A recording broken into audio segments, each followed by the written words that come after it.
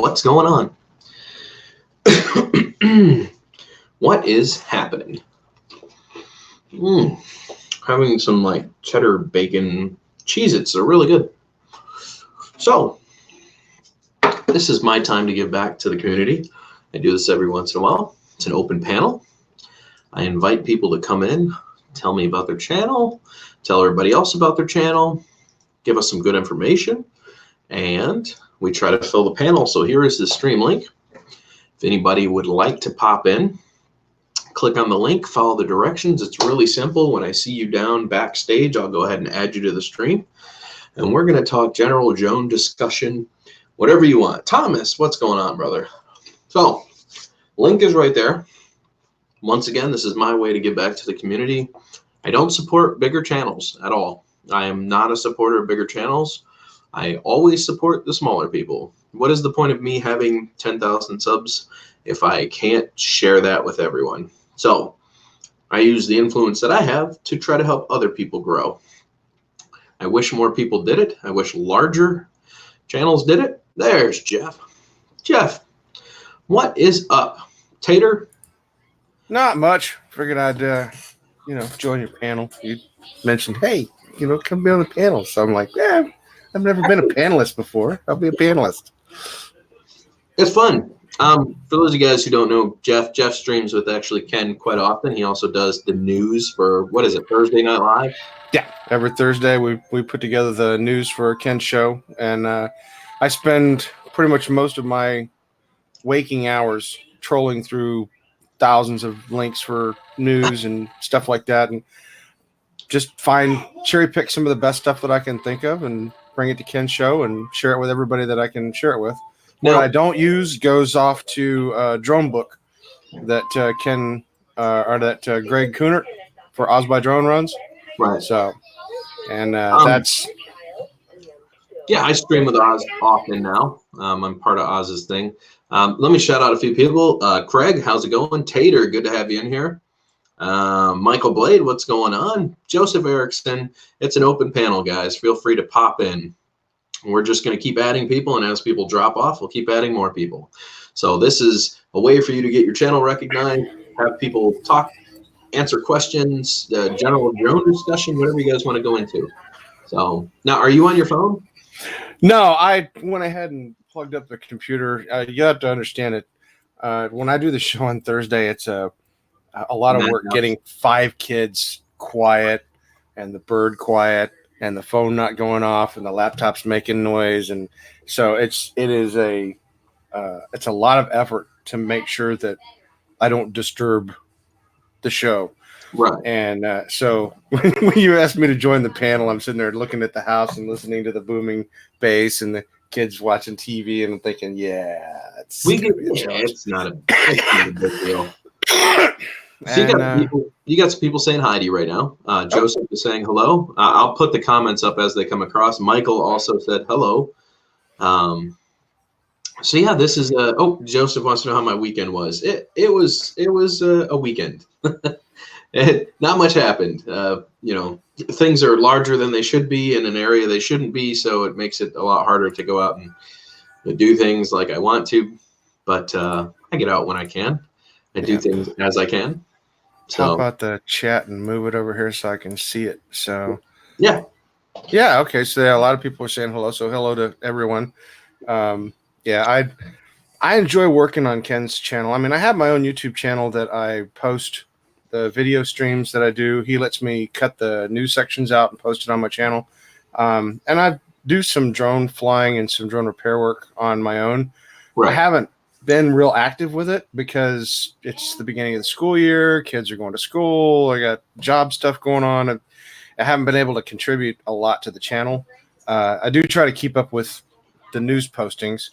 I get behind, like I'm behind right now. And so I've got probably about 4 queued waiting to go. So, but aside from that, I like finding the bizarre stuff, Yeah. So. Yeah. Hello, Minds Vlog. She said hello. For everybody who doesn't know, this is Mad Kiwi. He's our New Zealander who I like to call my Aussie. Yeah. I've watched some Mad Kiwi videos. That's all right, you're Brazilian. That's a good one. I like that. Jeff Stokes. Ah, Man, we got Fleabag Productions. I haven't seen him in a while. It is an open panel, guys. Feel free to pop in. The stream link is there. Tell us about your channel. Tell us what you fly. Tell us what your future is. So we're going to talk a little bit on panel. I think we're kind of settled at 8 to 10 people here right now. And as people come in, we'll keep talking to them. But Jeff, what do you have going on other than that? Are you flying? What are you flying? Talk to me. well, I mean, I've got the Phantom 4 that I rebuilt, and I've got a couple of Mavics that I've been able to collect. I have Chris Rollins' Mavic Pro that he had crashed that I rebuilt. And then Mike Roche sent me 2 Mavic Pros that he had, one that was defective and one that was perfectly fine. And his joke to me is that I sent you one good drone since people keep sending you broken ones. So you had one that you could always depend on. Right. So, and aside from that, I mean, I get out and try to fly, a couple of hours, each week.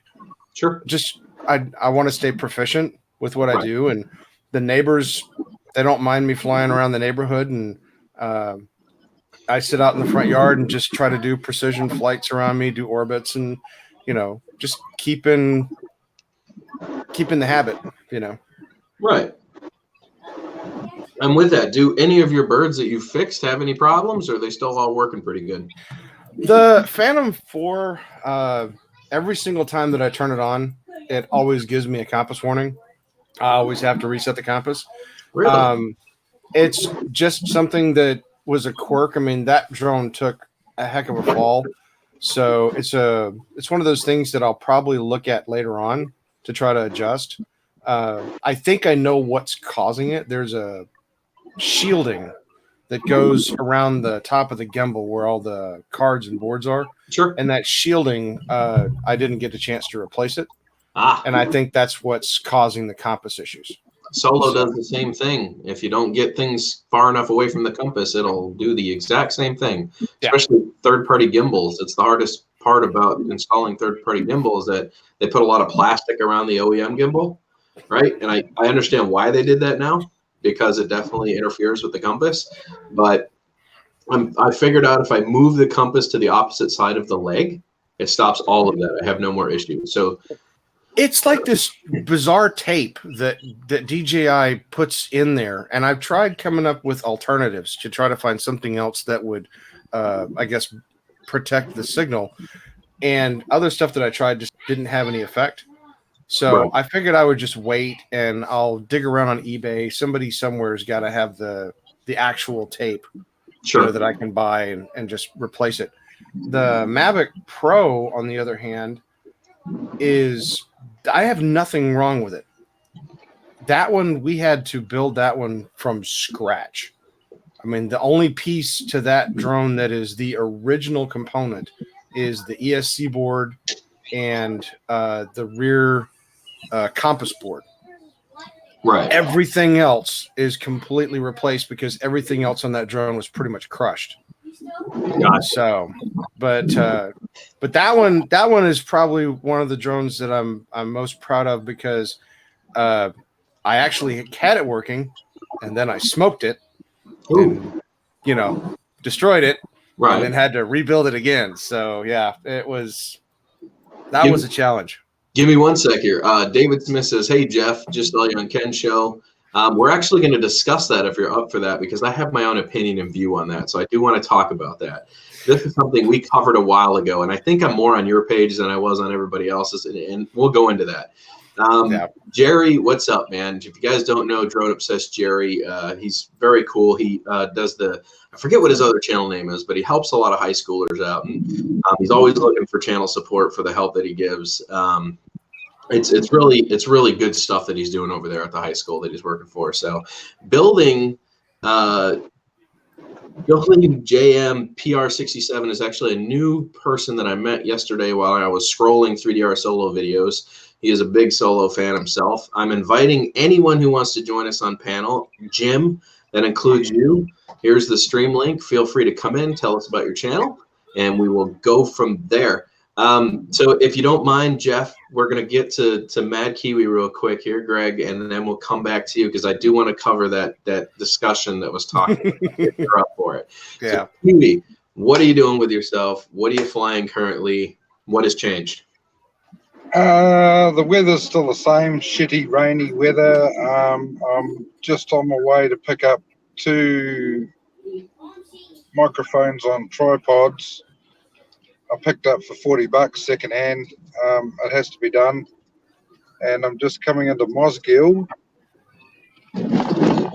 railway line.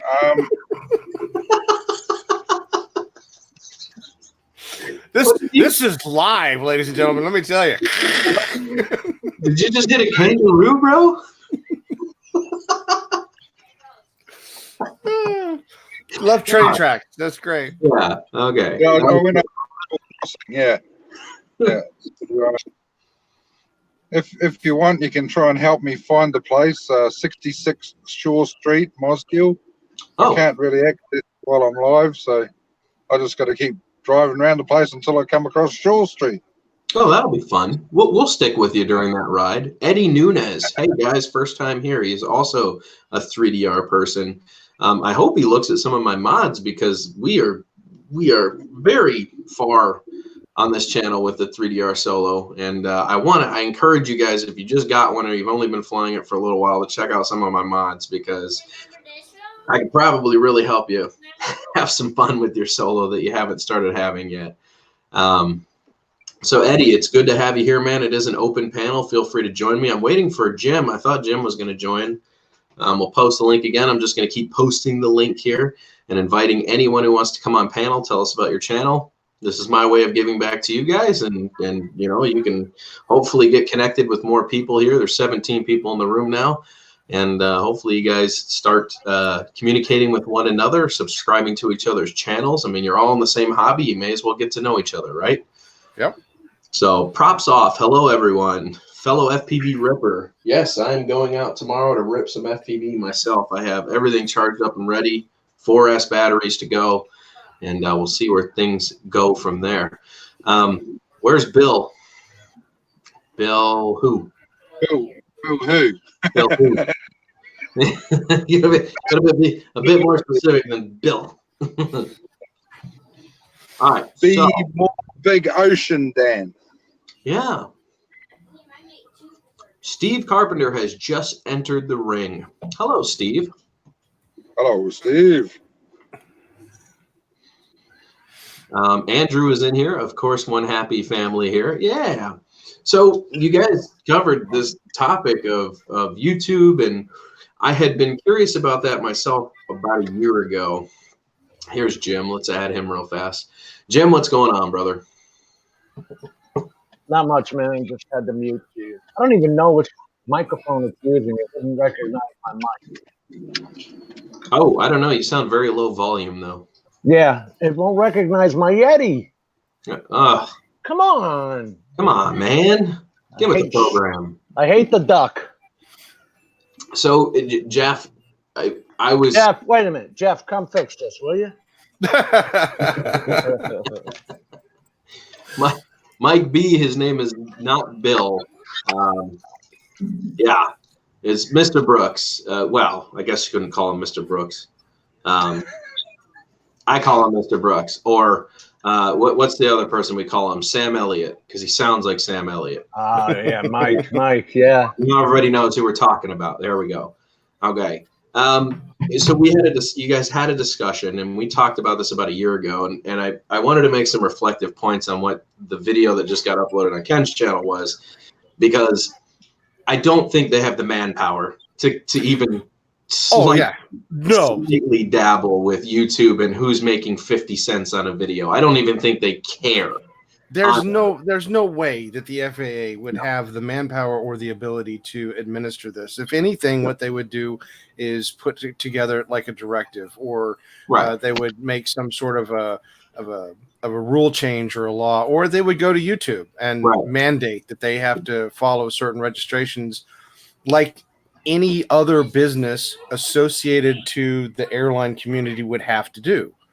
You know, the FAA is more about mandating Yeah. the process, the change, the rules, Right. and not necessarily as much about the what is it? The going out and slapping cuffs on people, etc. I mean, Right. if you do something horribly stupid, Yeah. the FAA is going to come and find you. That's a given. But if it's something where it's a YouTube video and an advertisement plays on it, unless You're Casey Neistat. unless you're Casey Neistat or somebody that's making $1 billion off that video, Right. They and don't. you fudge the system, they'll be interested in you. Yeah. They just want the registration fees and to know that you're going to be following community-based guidelines, Yep. which is those of, could be any community-based guidelines. I guess. Well, here's the gist though, and this is where Dan is gonna chime in on this. Is it's not the FAA looking at you and saying this is bad. This is you posting a video as a hobbyist, and it comes up with an ad, and somebody who may or may not like what you do, or may not appreciate your channel, decides they're going to make you a point of contacting the FAA and saying he's monetizing his videos. You guys need to investigate it. If it's reported, the FAA is going to investigate it. Right? We're finding over time that is not the case. They're doing less and less about YouTubers and the things they're doing. They just have given up on that whole side of things. I'm not going to go into it on panel, but we've had a number of things pop up that never got addressed by anybody that they know should have been addressed. But it just goes to show you how much they cared out the get-go, but now they don't. You know what I'm saying? So. I watch thousands of videos a week. Okay, and trust me, I know that there are people out there flying drones doing things that they should not do with drones.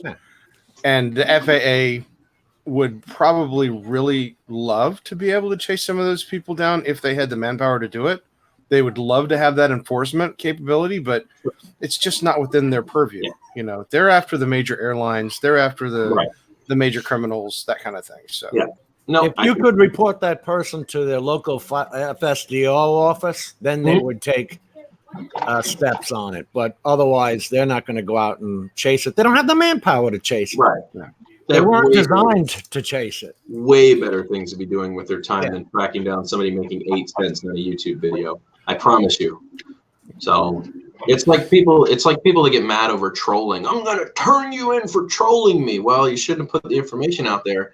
And the only person you can reach out to is ic3.gov, which if you guys know what that website is, that's how it's considered an internet crime, right? That's how we look at it. Your local law enforcement doesn't do anything about it. They could care less. They tell you to go visit ic3.gov. And that's the FBI. And let me tell you something, the FBI has way better things to do than worry about some minuscule puny YouTuber getting eaten up by somebody else. So unless you're in the UK, because in the UK they love going after people that are naughty on the internet. Okay, well that was a good. Hey, gentlemen. Hey, Steve. Good evening, Jeff. How are you? It is good to see you, sir. It's been a while. Yeah, Yes, it has. Dan, good evening to you. Steve. You Matt, I see you're driving around as normal. That's quick. Hey, Jeff, were the legs broken off on that thing? Because I know the antennas are in the legs. Okay, so on the first Phantom 4 that I had, the legs were not damaged as bad. I mean, there was like a little bit of damage to them, but nothing major. On the second one that Ken had from New Jersey, that one the legs were crushed. I mean, the legs were useless. The problem that I'm having with that drone is that we had to replace one of the main power board, and when I replaced the main power board this weekend and powered the drone up for the first time, I got errors that I've never seen before. This thing was acting really, really freaky. So I'm thinking either one, I missed something. There's something else damaged that I haven't seen. That video module loves to throw errors, if that has anything to do with it. This is the actual PC board, the PCB board in there that's reporting to the app and getting the errors. So I got like ESC warnings and ESC errors. which I expected to get stuff like that. But then I was getting voltage fluctuation warnings, and I was getting GPS errors when the GPS wasn't, one of the issues that I had. Right. I mean, all sorts of crazy stuff out of the blue.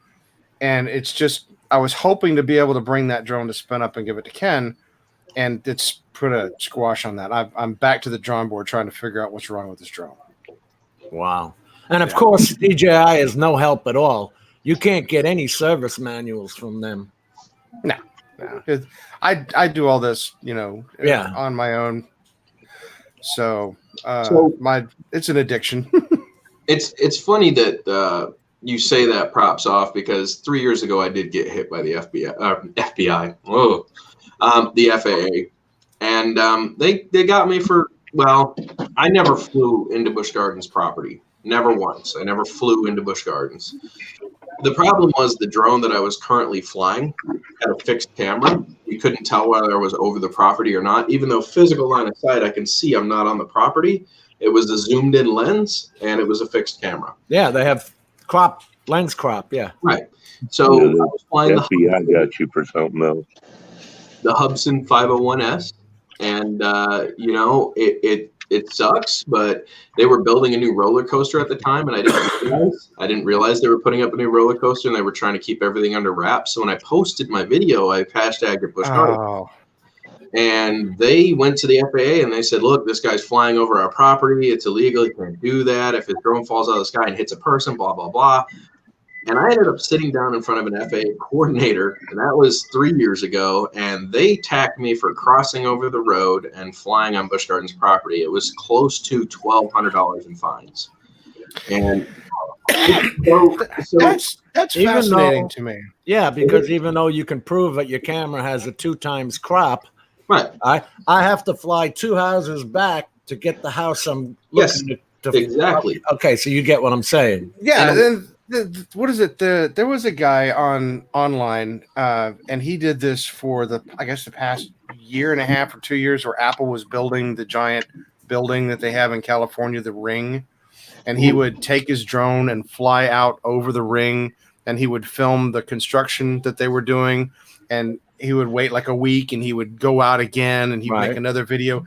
And you could go to his channel and see the progressive nature of how they were building the structure and all the amphitheaters and all the crazy tech stuff that Apple was going to be putting into the building. And I think it was the second year he was flying out there, and his drone had an issue and landed on the roof of the building. And he actually was able to go out and talk to the Apple people, and they were able to retrieve his drone and gave it back to him. It never raised one bit of cane with him, as far as I could tell. Right. With him flying over that. So in your case with Busch Gardens, they had something that they distinctly did not want people seeing. Oh, yeah. No. Yeah.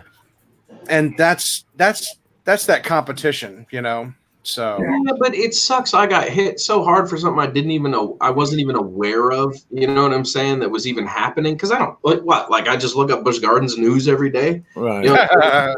Just to see what Busch Gardens is up to. So it sucked for me, because I was put in a position where I didn't realize that it was going to cause me an issue.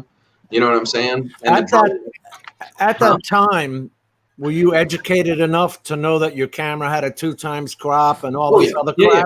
I explained it to him, and he says, but unfortunately in the footage, you can't see where you're actually at. Like, you can't aim the camera down to point that you're not crossed over Busch Gardens property.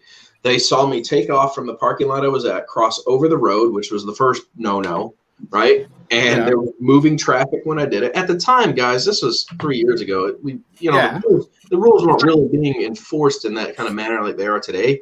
So I didn't think anything of it. It was like, it's a basic day. I'm just crossing 2 lanes, and then I'm over there. And then I'm going to get next to the fence, and I'm going to go up, and I'm going to show Busch Gardens.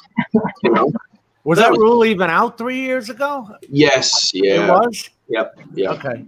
Yeah, you can't. Yeah. It was no. Actually, it was a definitive not crossing over highway is what it was, but it weirdly pegged me somehow. I feel like Busch Gardens paid him to do it.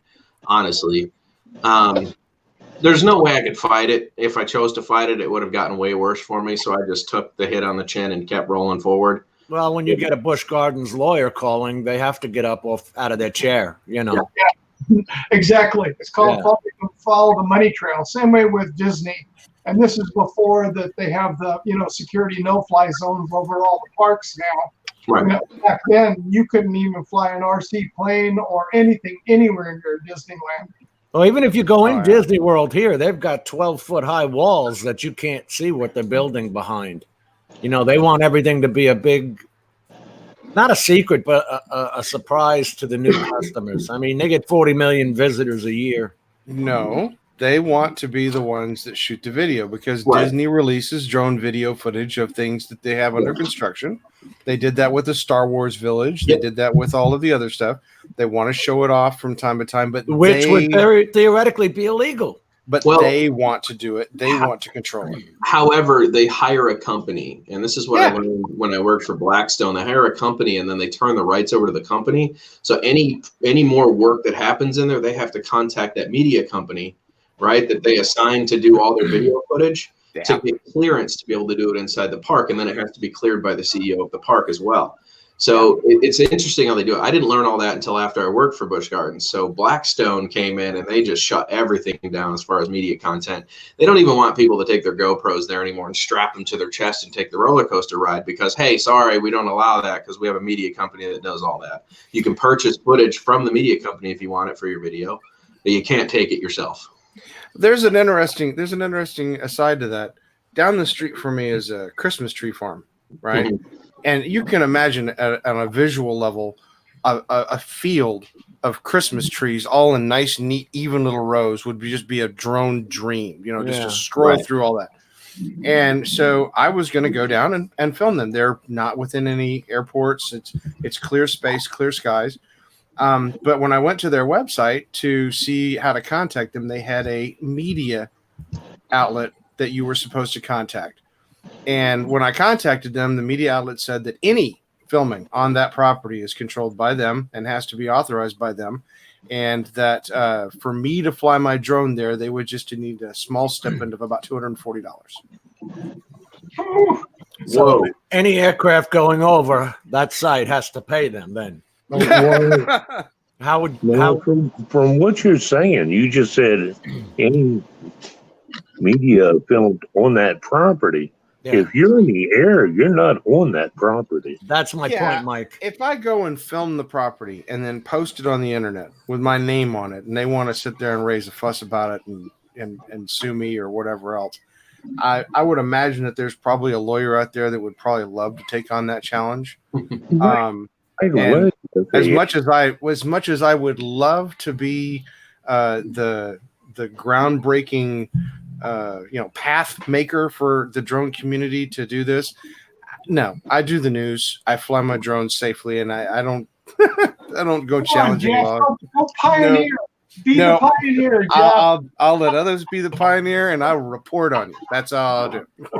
I mean, you Steve, you should remember that video. I did that when I was still flying the Hubson. I received an official FAA letter I had to sign for. Yeah. And then I read out what happened on the letter to everybody. I was like, this is craziness. I can't believe they're actually like doing something about this. But it was all because of a stupid roller coaster they were building. That's it. That's all it was over. They wouldn't have cared if Ken had somebody report him as I well. remember He had to that. go and talk with the FAA. I mean, it happens to prominent people all the time. I can imagine Casey Neistat probably has thousands of people, reporting him. That's probably why he doesn't fly drones anymore either. He just got tired of that whole scene. He was just like, "This is it. I'm being turned in left and right. All these people are complaining that they can't get away with it, but why does Casey Neistat get to get away with it?" I'm sure Casey finally just had enough of that and stopped flying altogether. Yeah. Well, and he also went and did some stupid things with drones. Yeah, So, I mean, I'm sorry, but he did. he Hey, what forced the issue by flying through New York City streets with a drone. What does he care though? He's got $12 million. He failed. Bye. He forced the issue by challenging the FAA Mhm. in public and telling them, if you're going to stop me, stop me. And if you're going to do that in a big public forum like what he has, the FAA is going to come and stop you. Yeah. And then the idiot goes and a week and a half later flies in a place that is a technical no-fly zone. Brilliant. You know? And props off is talking about the Commercial Drone Alliance, but don't forget DJI is part of that Commercial Drone Alliance. That's the DAC has been around for what, 4 years now? Yeah. So that's not our biggest worry. Our worries are the upcoming UTMs, the Universal Traffic Management Systems, and the counter UAVs. And there was a new drone out today. The drone specific use is to bring down other drones. Yeah, did you see that where it rams into another drone? Yeah, I It just mean, come runs on. into it, just flatlines the drone. It's insanity. And I love the fact that it was made by the guy who did the Oculus. That was the thing. Yeah, that the Rift. I was like, this guy's got nothing better to do, you know, than sitting in his house with his VR helmet going, you know, I could smack into a drone. Yeah. And then in the same article, they say that Facebook owns that. Facebook owns Oculus Rift. This is a topic we never got to cover the other day on Mel Show, and I kind of want to talk about it. I honestly, as much as I hate to say this, I think the hobby is dying. I think it's dying. I think not only the that side of it, the hobby side is dying, but I think the commercial side is dying as well. I think the numbers that came in was like 73 to 75% of people last year that went for their 107 didn't recertify this year. Yeah, only 14,000 people did. Right. Oh yeah, you know the stats. You can tell us, right? Tell us the yeah. Well, it was 73%. The FAA said in September, as of what, September 9th, I think it was, that 73% had not recertified from their 2016 certifications. In fact, Yeah. That left 14,000 people legal to fly in the United States. yeah, Jim and I were online looking at the comparison figures, and he was comparing. He pulled up Florida on his side. I was pulling up, Los Angeles, Orange County, where we live here, and all of them are down by a minimum of 50%. Yep. There used to be 3,500 people in my county who were 107 pilots. It's down to 440 now. Yep. You can go on the FAA site and look up per state, per county, how many people are 107 certified. Well, I mean, but also you have to remember there's going to be attrition in those numbers from those people that were part of the, gee, this is fun, group. We're going to make $1 million. It was a drone balloon, and everybody thought this was going to be, something that they were just going to walk into is going to be easy, and they suddenly realized that there was some effort of work Right. to this, and then you have the drone guys that went and spent tons of money on high dollar equipment, got their 107, took the drone out, flew it for 3 months, flew it into a tree, smashed it, didn't get insurance, don't have the money to buy another one, so they're like, I'll go work at Whataburger, Yeah. So, I mean, there's always that attrition as part of those numbers. But what's interesting to me is the percentage of people that stayed, right? And what will interest me again next year is the number of new 107s that come in on top of that. In other words, there's always going to be that ebb and flow.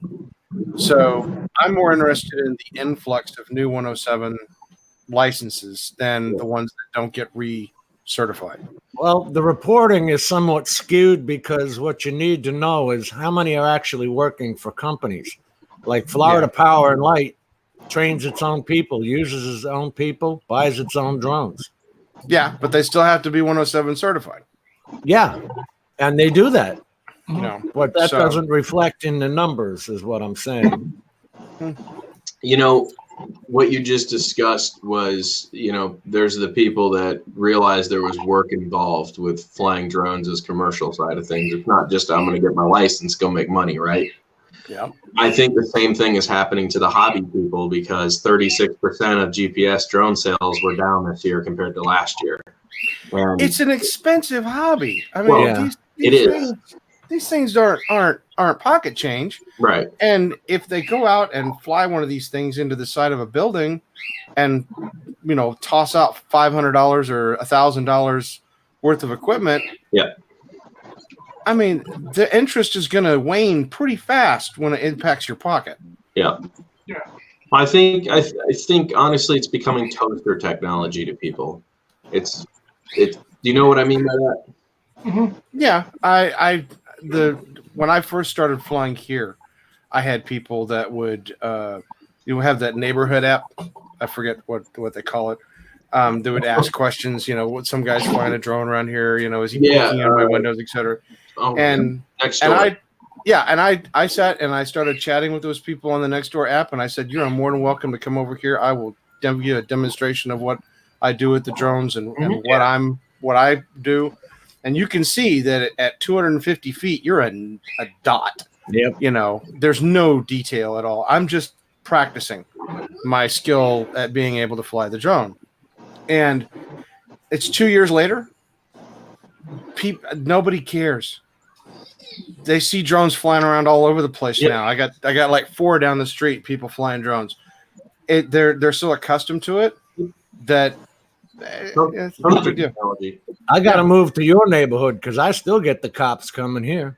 Oh yeah, no, we got space. They're adding on to the back section, and I go back and film all that area back there. You can just come move here. It's raining really hard. Yeah, over here too. Steve knows. What was it? 2 weeks ago, I had that lady with her truck at my house, and that takes the cops. It's so low on their totem pole.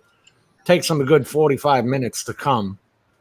I'm sorry, but wherever Mad Kiwi is right now, I desperately want to take a drone and fly it. Yeah. And guess what, Jeff? Yeah, You can. You can. of course. Yeah, it's always the greatest stuff you can't fly. Is it a park? Craig? It's you can look it up on the old Google Maps thing. It's called 3 Mile Hill between Montefiore and the city of Dunedin. So I'm basically going over the back way into the city. Did you see his comment? I'm going to sue Dan. Oh, great. Hey, I've got a question for you guys. Why haven't if you guys are, or Dan is into open source and all that? What about you got a good team of 10 or 12 blokes there that know the rules inside out, and set up a channel between the 10 or 12 of yous to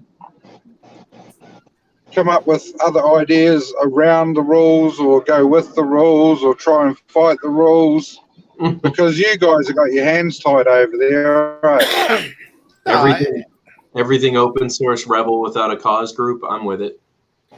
Our rule set that we have here in the United States is essentially the model that most other countries are putting in place.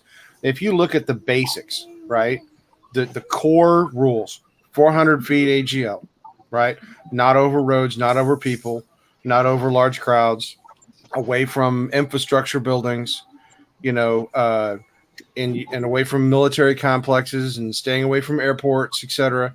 Most every single country has the same basic guideline. And then they add their own little quirky, crazy stuff to it to make it annoying for the people that live there. Here in the States, compared to the laws that are in other countries, here in the States, we have it really, really well. People, if you want to really see some nasty stuff, you start looking at the rules in other countries. You look at Cambodia and Vietnam and some of these other places where they've got rules set up that if you want to fly your drone, just walk outside and fly the drone. You have to call the military first to get permission. Yeah. And I mean, just bizarre rules. I know there was one, I don't remember which country, Jeff, but there was one that if you flew in as a tourist, they immediately took it. And this one guy said there was a room full of drones. Yes. Yeah, there's They just took it from you. Yeah, it's down in Central America someplace. They would confiscate your drone and they tag it, and you can get it when you leave. Saudi Arabia was going to be along the same lines, but they kind of, I guess, get a little bit eased up on that because they realized that the tourism for their country was more important. So, I like the UK. At least they have a performance test.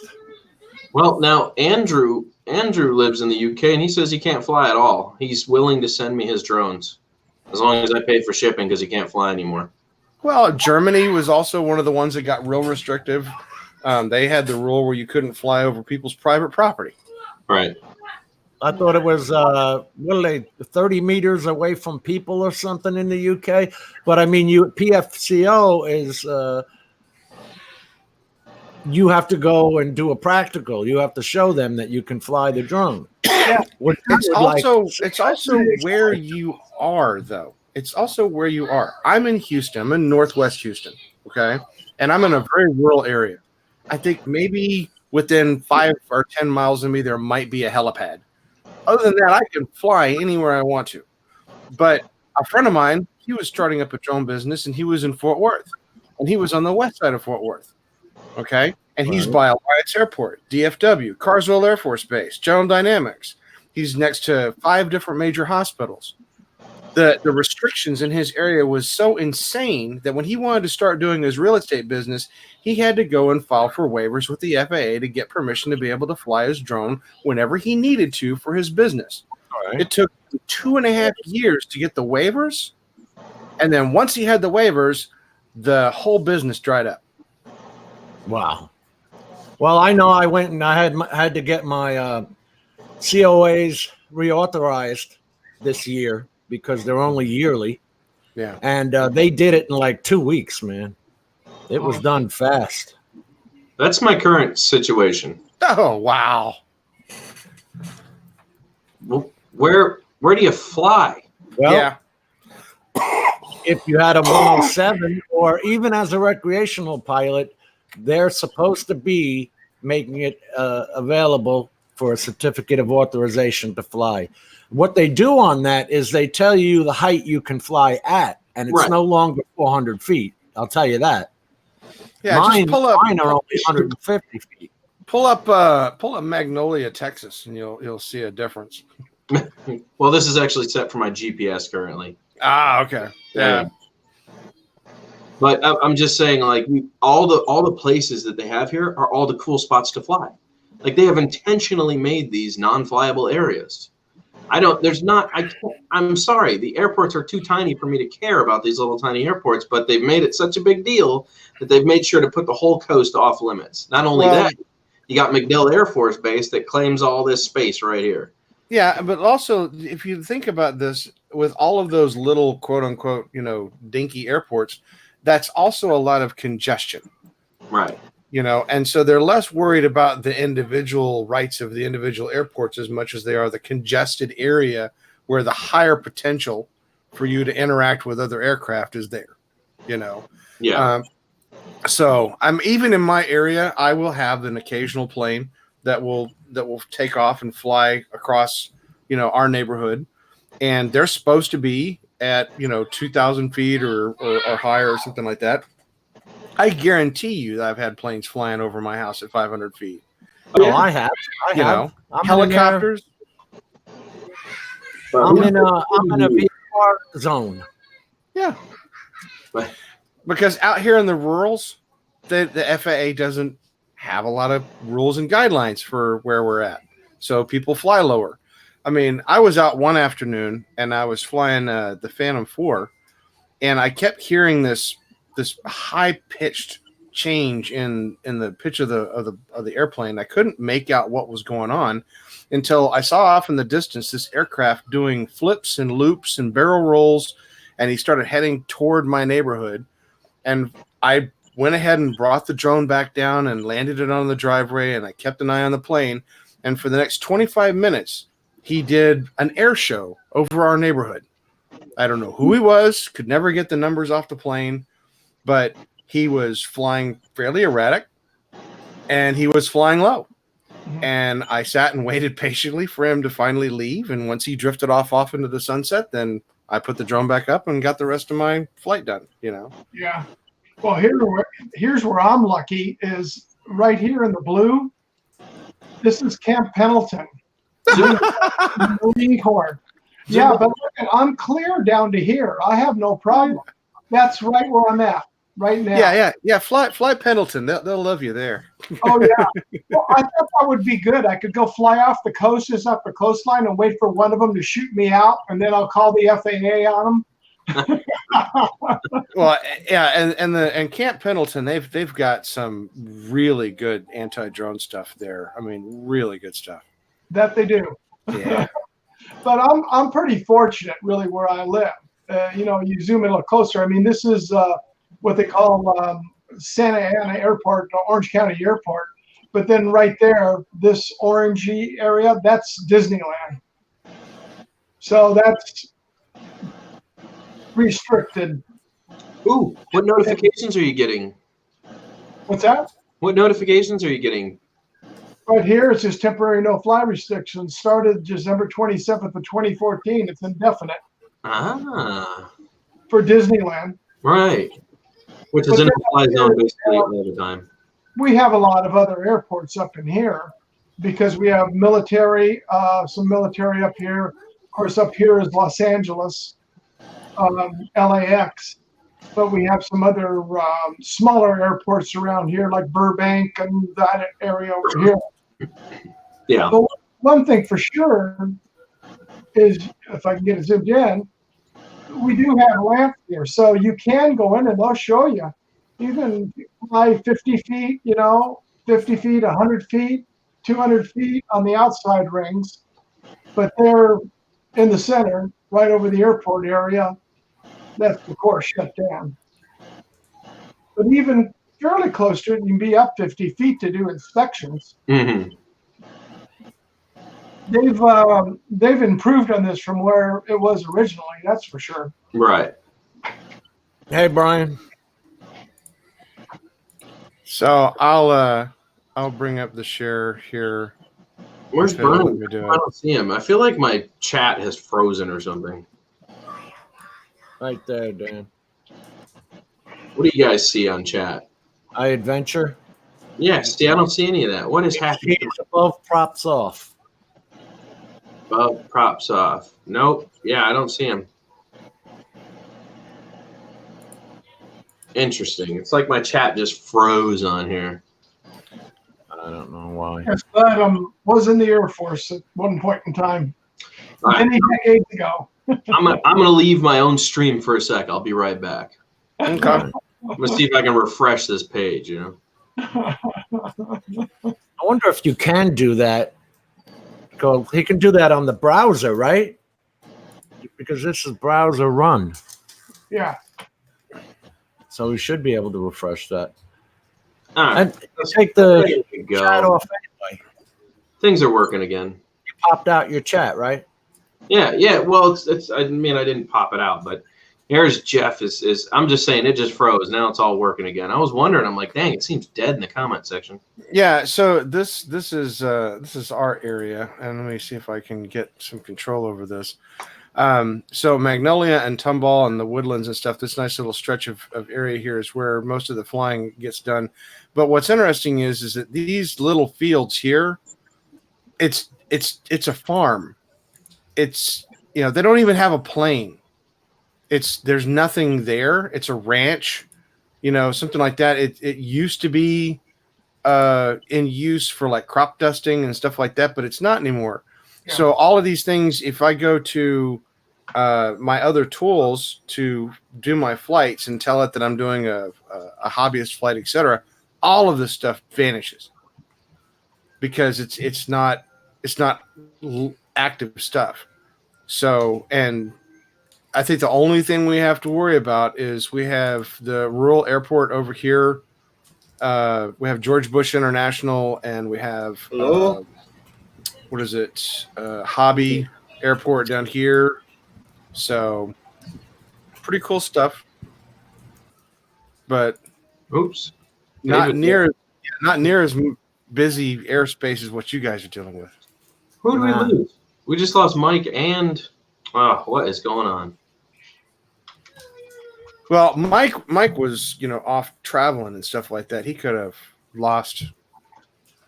No, that was Kiwi. That was Craig, yeah.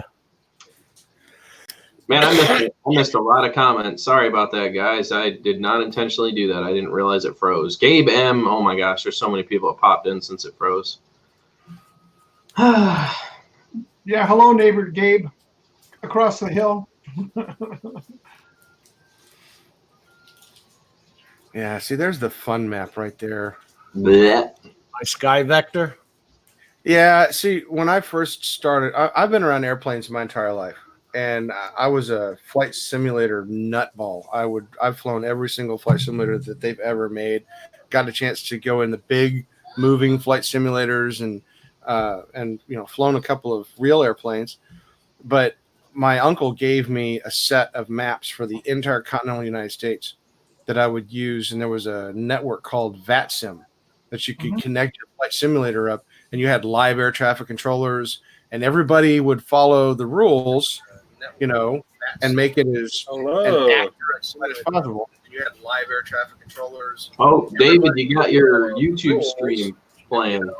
And make it as accurate as possible. You had live air traffic controllers. Anyway, this is all Class B airspace here, and that's Disney World. Oh, wow. A lot of people talking. David's opened up a hole in time, just to let you guys know. Any minute now, a DeLorean's going to come flying through here. And David's opened up a hole in time. Yeah. Hey, David, all you have to do is go ahead and pause your YouTube stream, and it'll stop echoing.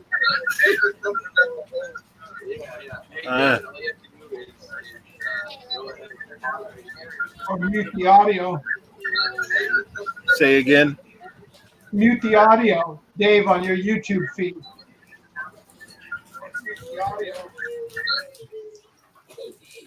Yeah, he muted us. Okay.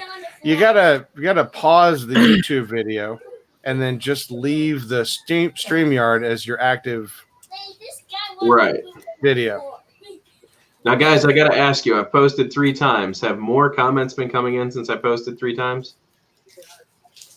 Yeah, you got Bud, Andrew, Gabe. Oh, my gosh. What is going on with my chat? That's it. I got to pop out the other one. Brian posted. Okay. This, for whatever reason, StreamYard's chat is being stupid. All right. So Yeah, wait a before minute. Now, wait. Brian's got something here that has happened to me. The National Park Service and the Sheriff's Department, along with the tower, all gave Brian clearance to use thermal to help locate a person. His M210 would not take off. Unfortunately, the man was found dead. Now, I have had emergency certificates of authorization during this last hurricane to fly. Okay, and even then, there was a little recreational airport, Merritt Island Recreational Airport, that prohibited me from entering that airspace, which I had to fly for a agency of the state. And with DJI drones, they'll now make your drone land. So you see what he's saying? Calling to China. And Romeo Dersher has a problem with me saying that we have to call China to get permission to fly in the United States. If you saw that on Twitter, Steve, Romeo has a problem with me saying that. Yeah. It's the truth. Even though I had emergency certificates of authorization, and there were 6 of them, count them. I had to do 1 for each airport. But anyway. I'm gonna Dan. I'm gonna have to get going here soon because I'm gonna have kids that I've got to get shuffled off to bed. You're good, man. I'm gonna go ahead and post the link again here and see if we can get some more people on panel. That's what this is all about. Thank you for stopping in, Jeff. Good talk, brother. You are most welcome. Oh, and if you guys ever want to have something really fun to play with, I always love gadgets and things. I mean, I've got a ton of junk behind me. I have absolutely fallen in love with this little fella. This is the Anki Vector, and I kid you not, this thing is the most fun that I've had with like a little robot. It's completely self-contained, autonomous, and it sits there on this little tray on my desk and entertains me all throughout the day, and is just too much fun. But the company that made it went out of business in February. The server, the cloud server that manages this thing, is going to be online for another 2 years, and it's going to get shut off.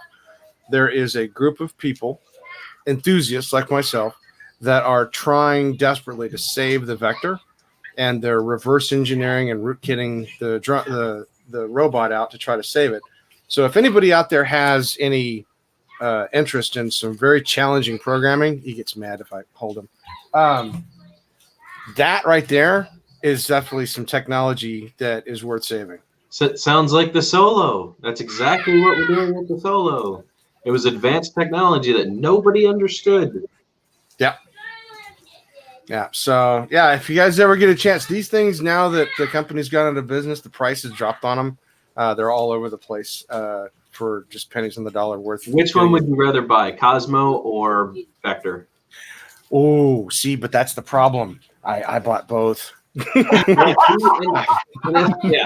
Yeah, I bought both. I will say this much: the Cosmo, so the Cosmo works off the app. Okay, so it's not affected by all this cloud crap. Right. As long as I've got the app, I can run the Cosmo forever. It does the games and the programming, and you can manipulate it, and you can make it say whatever you want, and you can drive it throughout the house. You can remote control it. You can do everything with it. If you want something to play with, that's the one to get. If you want something that is more of a companion that you interact with, that's the Vector. So, plus Vector's got Alexa built into it, which is fun. I was going to say, so you can talk to it? Oh yeah, and you can interact with it and communicate with it and ask it questions, and it'll answer you. And it's got 1,000 different uses. It's fun. Vector gets to know your face and stuff. Hello, Dave. Hello, yeah. You know. Yeah. Yeah, and it learns your behavior too. It learns your tone of voice. It knows, when you're happy, when you're sad, etc. It's an amazing little tool. Yeah, I was big into that when it first dropped. I really wanted to get it, but I didn't have the money to blow on it. So maybe I do now. What kills me is that the technology in that is the same technology that's in this. Yeah. So, all right, gentlemen, everybody in the chat, you guys have a fabulous time. Come join us for Thursday. I'm queuing up some amazing news this week. So, good. Jeff, thank you, and I'll see you in less than 2 weeks. Yeah, looking forward to spin up. Got the car rental all taken care of. Got the gas money set aside. Got my road snacks. So, hey, be sure to assure Kelly I'm not coming after him. I'm sure Ed Ricker took that to heart, bro. Went right back to me. I'm just messing around, but I do feel very deeply about making things free for everybody if possible. They've already spent an arm and a leg just to get there. The idea is now to make it a free thing. Well, it would be $600 an airfare for me. Right.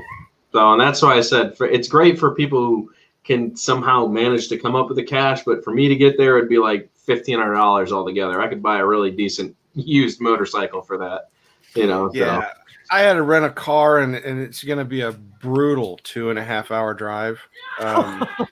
It's just I'm telling you, I don't know how I'm going to be able to handle. Yeah, it's rough. Cheetos. That distance. Yeah, they get me through everything. You know what they did for me? My air flight. I was supposed to be coming in like at 3 o'clock in the afternoon on Friday. Now it doesn't land till 4:45 on Friday afternoon. Terrible. Terrible. Well, sir, I look forward to seeing you, Steve.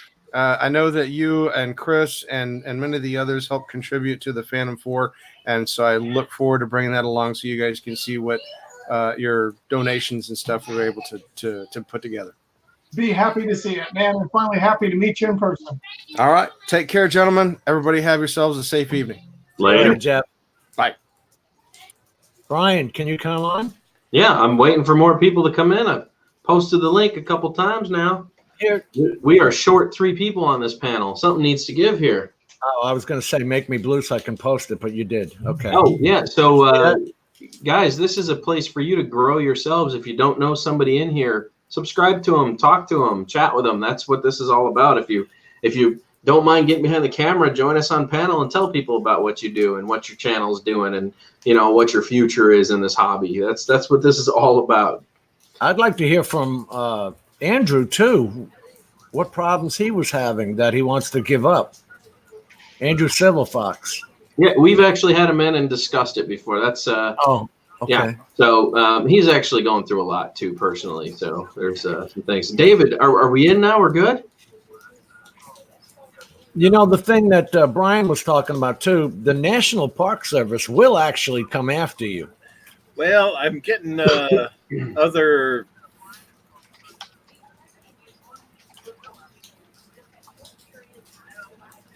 Other delay, big time delay.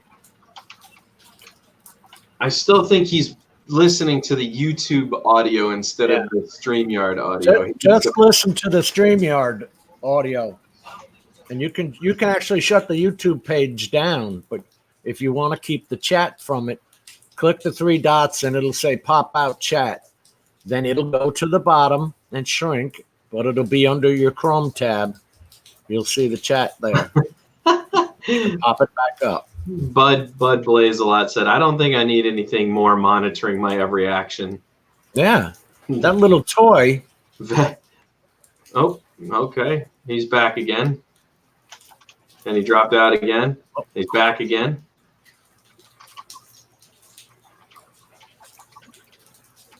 My Yeah. contact email. Okay. Vector would stalk you, I think. Be like the Chucky doll. Vector just pop around the corner like, what are you doing? What's $170? You better save Solo. I don't need $170 paperweight. Yeah, he was talking about better save Solo. Solo is saved. You just have to commit to the mod. Look, man, when I can afford a GoPro Hero 7 or 8, I'm going to show you what. It's just better. It's better, man. Getting off the Hero 3 and the Hero 4 is like a must at this point if you want to keep the bird relevant to the market. You have to make the transition to a newer camera. So, David's back. For the optical image stabilization? What's that? Yes. Yeah, that stabilization, being able to shoot 4K at 60 frames per second with linear mode active. Flat horizon, man. You're opening up a whole new world of possibilities you didn't get with the original camera setups. If you were to take a Hero 4 and shoot 4K at 30 frames per second and then compare it to a Hero 7 at 4K at 360 frames or 60 frames per second with that hyper-sensitive stabilization active, you will notice a massive clarity difference in the Hero 7 versus the Hero 4's 4K abilities. And the idea is to progressively keep the Solo moving forward with upgraded technology, right? Right. So if we don't do that, then we're just going backwards or we're staying the same. The idea is to push the boundaries of what its capabilities are. Make it better. I mean, don't stop flying it. Hey, look, if you want something with 4K, just get a better camera. Yeah. That's how I want this to go. Well, I one still thing- have my original Hero. The one. Nice. I do too. Somewhere. One thing that'll be in your favor is the price of the 7s even come down. What's that? Once you save up some more money, the price of the 7s even come down. They were Yeah. selling it at Costco in their package deal for $319. Yeah, that's still a lot of money to me right now. Ah, yes, we can lock him in the ward. That is a ward key to the state hospital. Is that how you got out? That's for someone specific. So David, are you with us now? I'm not sure. Am I? You are. If you're hearing lifetime audio and you just responded that quickly, then you're with us. Right on. David, you've been following me for a long time. Why don't you tell us about yourself? Well, just David Smith, been doing videos for. Yeah. See, now I just got Videos for what? I'm getting feedback. Like you're. That's because you still have the YouTube stream going. You have to pause the YouTube stream. Keep the StreamYards open, but pause the YouTube stream. YouTube. Top of the browser. The little red thing, just click on it. Hold on here. You have two windows open. One of them is YouTube. The other one is StreamYards. You just got to pause the YouTube audio. I have a 0 camera, so any cam would be upgraded. Hello, person in David's background. How are you? Oh, that's my wife. Hi, wife. Wait. So Jerry, you're getting a Phantom, a 3 Pro Hi. donated to you. She's like, what is going on? Hi. Everybody wave to her. Yeah. Yeah. Hi. She's hiding behind it now, like. Yeah, she's hiding. I'm still.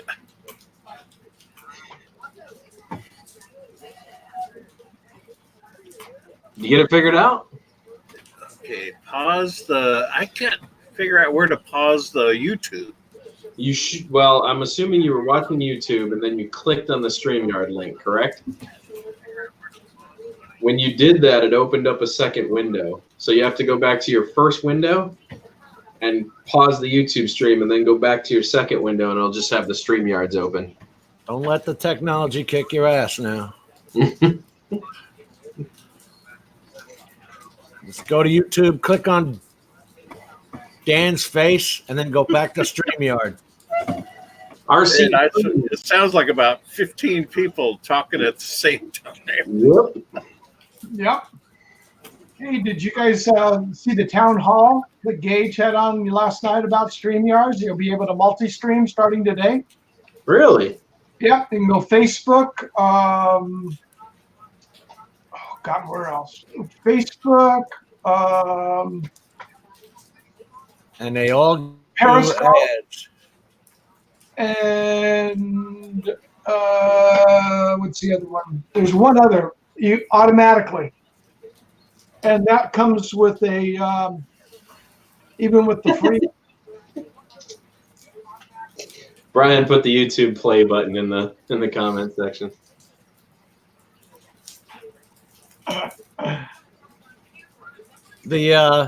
I like the way Greg Kunart's doing it. He's using his own server to RMTP stream to 6 of them. All right, guys. We still got spaces to fill on this panel. Who's coming in next? Gabe, why don't you join us, man? You know? Props off. Jerry. Yeah, Jerry. What's the deal, man? Brian. I am on my PC. Well, that's perfect. That's what we're all on. Yeah. No video camera? You don't need a video camera. You can come in audio. Yeah, you don't even have to turn your mic on. Am It's I all there good. now? You've been here. You never left, David. Steve, how you doing? Good. How are you? There we go. Dan, how you doing? Hey. Jim, how you doing? Excellent, sir. There we go. Got it. Sounds normal. Oh, Gabe. You know what the fun thing is, Gabe? You can always click on the link with your cell phone and you can open it up in a web browser on your phone. And you can still join us on StreamYards. Just follow the directions after you click on the link. Brian's working on dinner I see that. and a top secret YouTube bunker for Doomsday. And then Well, guys, what topic do you want to talk about here? What should we just discover while we wait for, what should we cover while we wait for people to jump in here? did you see the fake news? Oh, tell me about this fake news. There was 2 of them. One was for the Mavic 3. Oh, And what was the other one, Steve? It was something about the I M200. haven't seen anything. I'll have to back out on that one. I've been tied up in contracts today. Yeah, I posted it in that Facebook group of ours, and then Curtis Dart posted an additional one. That's all from that guy, Asali. You know what I'm talking about, Dan? yeah. Foster's. Uh-oh. You're going to get crap from all our Australian friends. Oh well. Cardoso Media's joined us. Come on up on the panel, man. Yeah, Cardosa, I'm posting the link again. Buzz says he has an absurdly bright light. Let me show you my absurdly bright light. Oh, Good evening, Kenny. How are you, sir? And Jerry's painting a wall, and it says he's got to work tonight.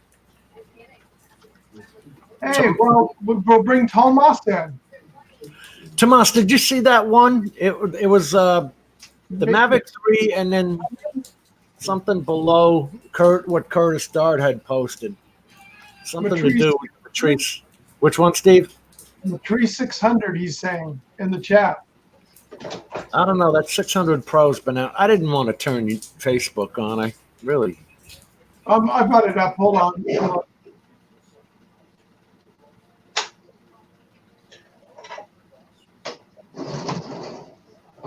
Hey, Hans.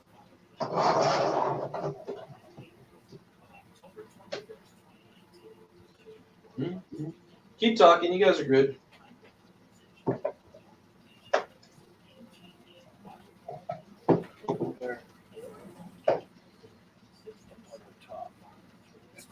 Oh, even dang Facebook acting up. Not even showing it. There we go. Go to that one. Here we go. Your flight. That was a cool video you put up today, Jim.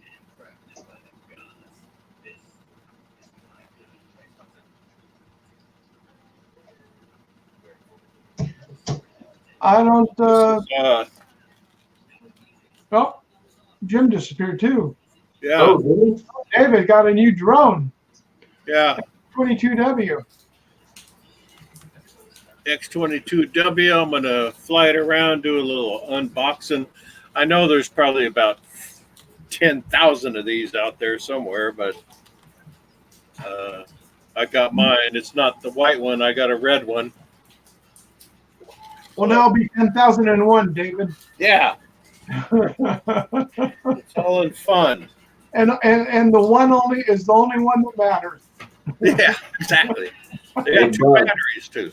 This is for you, buddy. Third-party gimbal system, third-party lighting system. Look at that. There was the Matrice 300, Steve. Oh, okay. Oh. Because we had the Mavic 3 up there.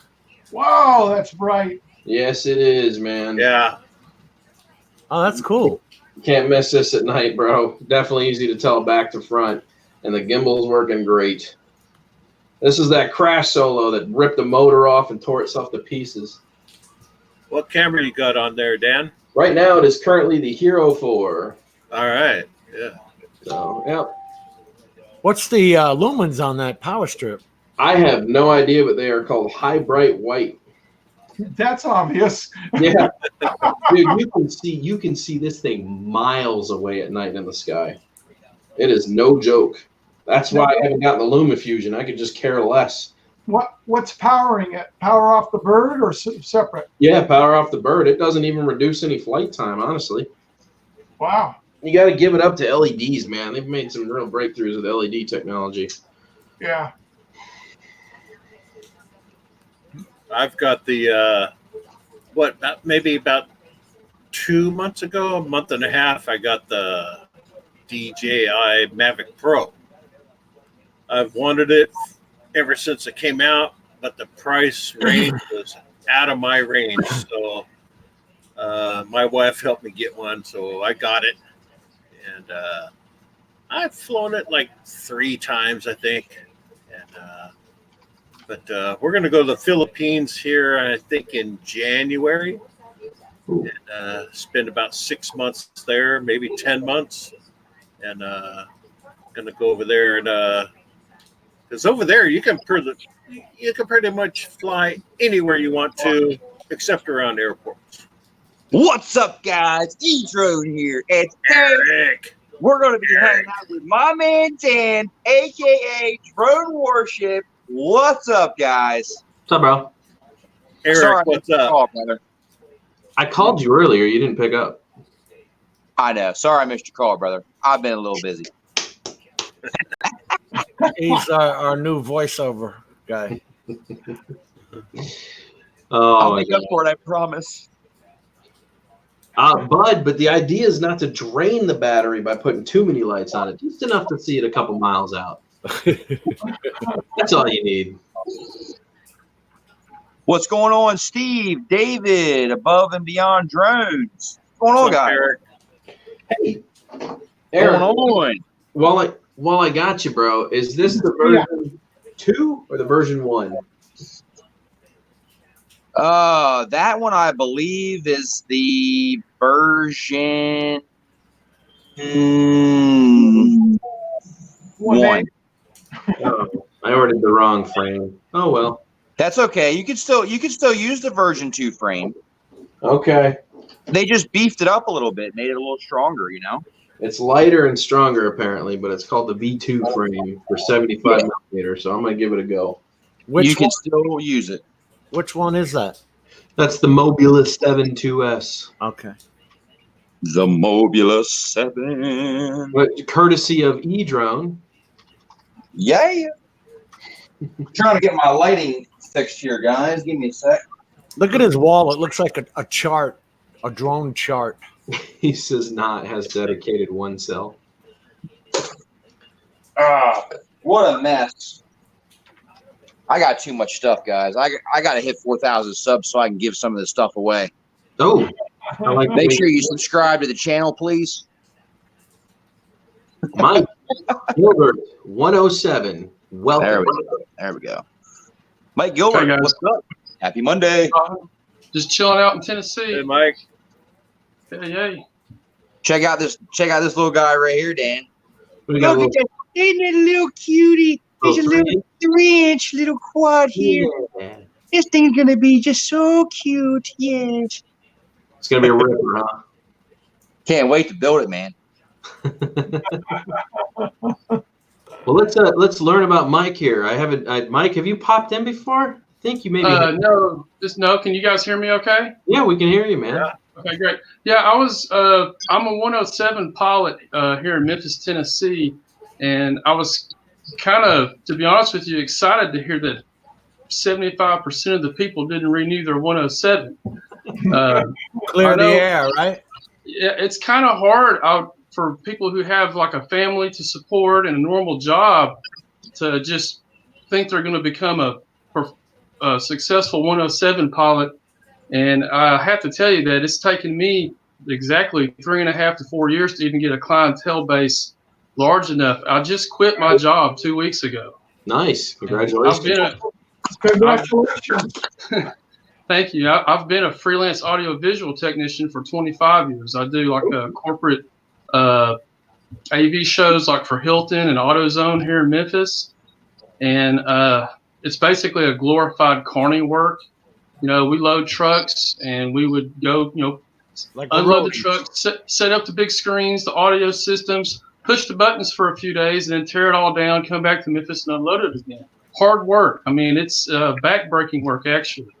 So it's nice to have to be able to do something that's not so strenuous manually, because I did have a bad motorcycle accident in 2013. So the physical labor, manual labor is not good for my back anymore. Oh, so you've joined me in that club, huh? 2013, 2014, I crashed my FC600 Pro stock, broke all my ribs, crushed my lower right vertebrae, fractured C1 and C2 in my neck. I'm lucky to still be here, I think.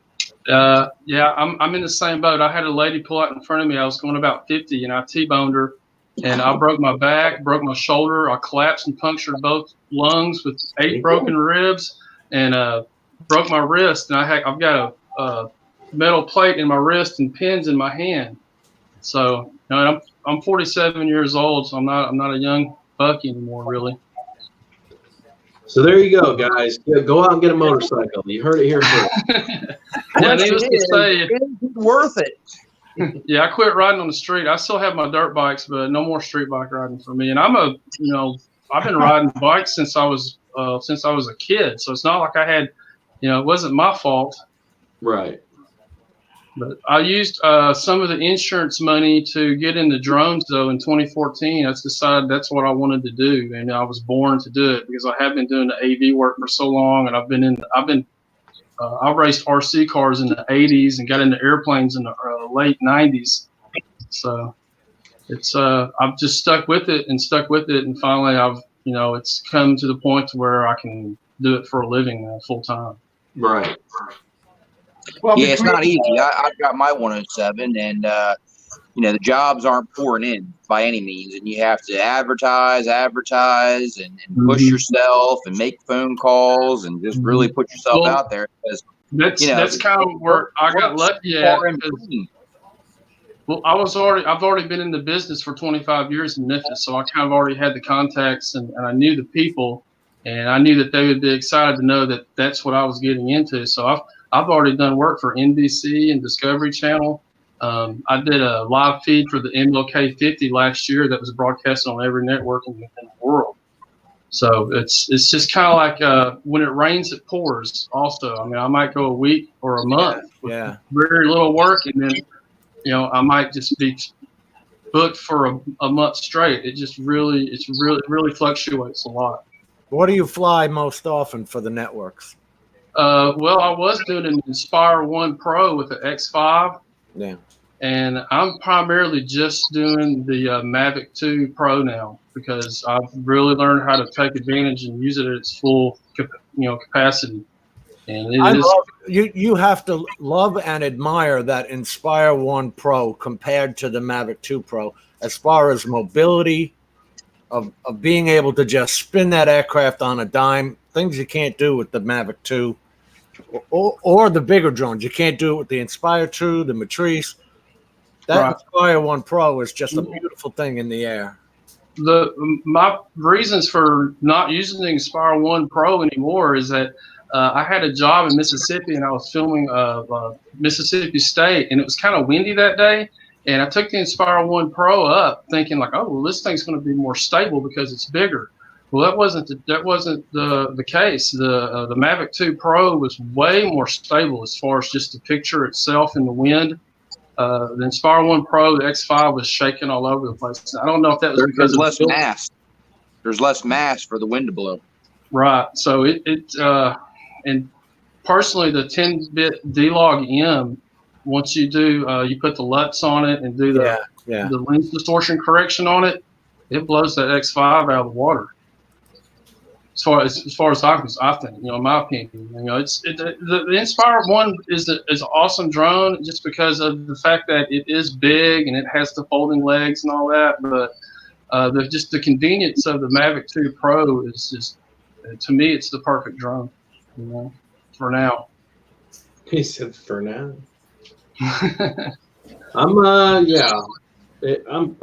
All y'all still feel the same way about the Skydio 2 right now, or do you think it's still hype? You still think it's going to be good? I think it's going to be good. The problem is,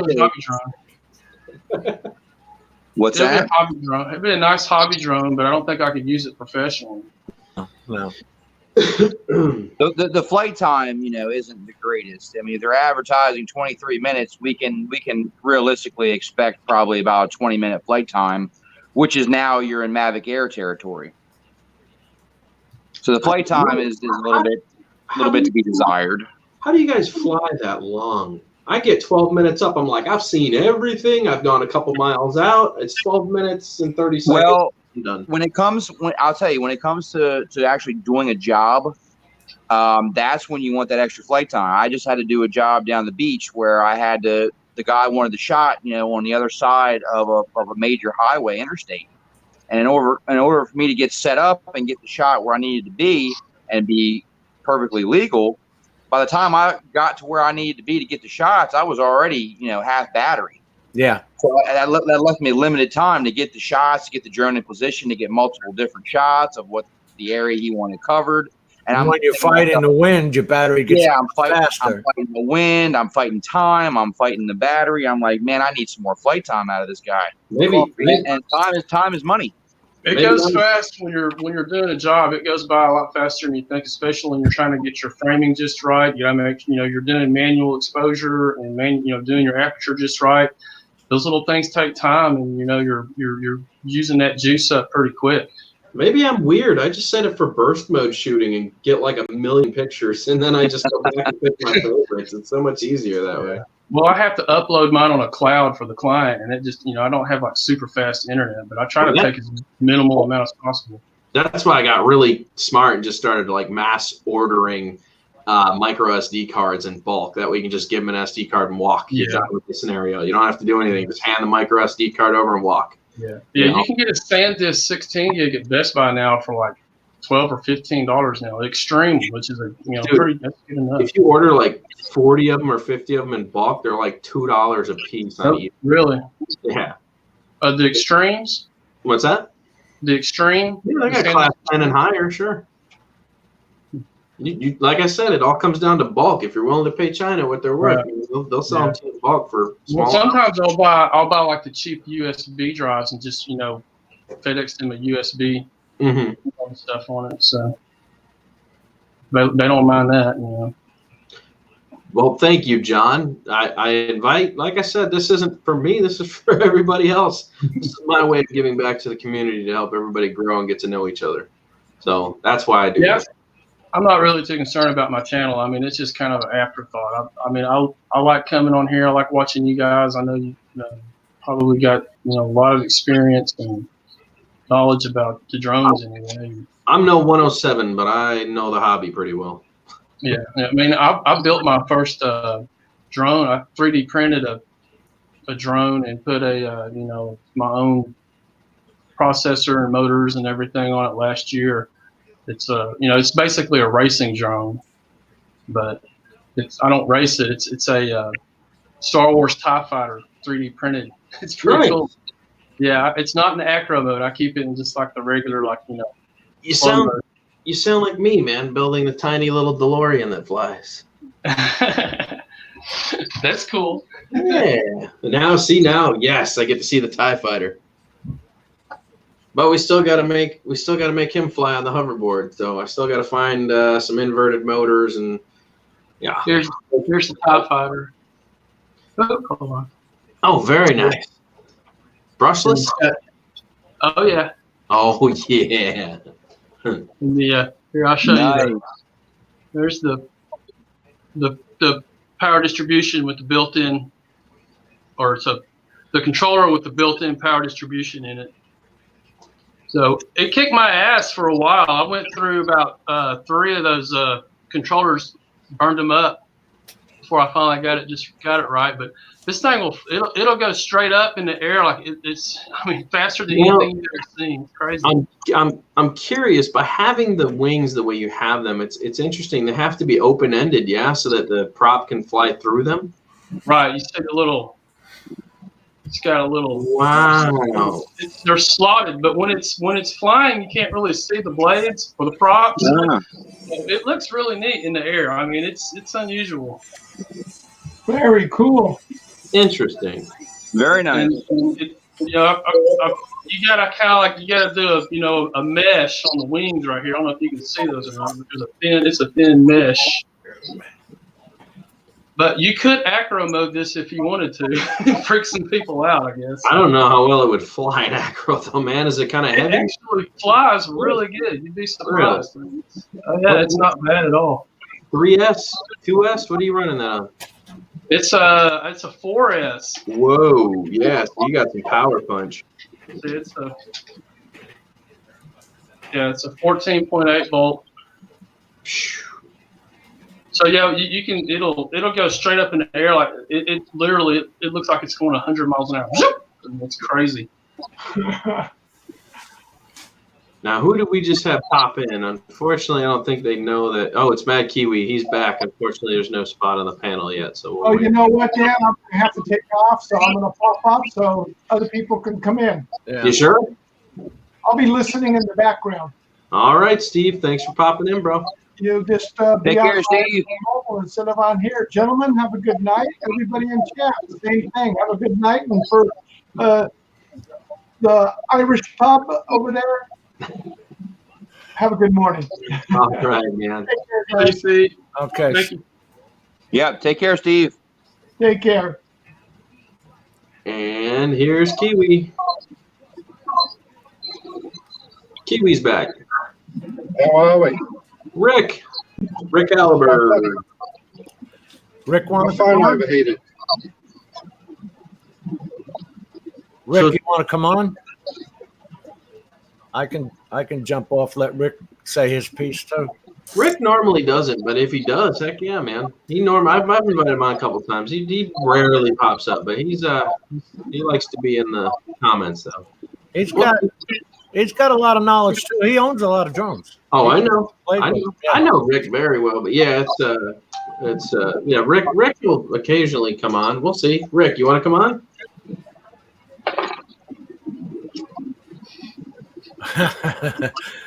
Steve says he was surprised at how fast Chris was typing. Didn't we talk about that one night? I'm still doing the 2-finger typing.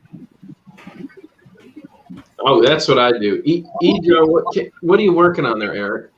I had to put another whip antenna on this little Cinewoop, and you think it's just going to be an easy little fix, and then one little screw pops out here, another little washer pops out there, and now I've lost the washer. Yeah.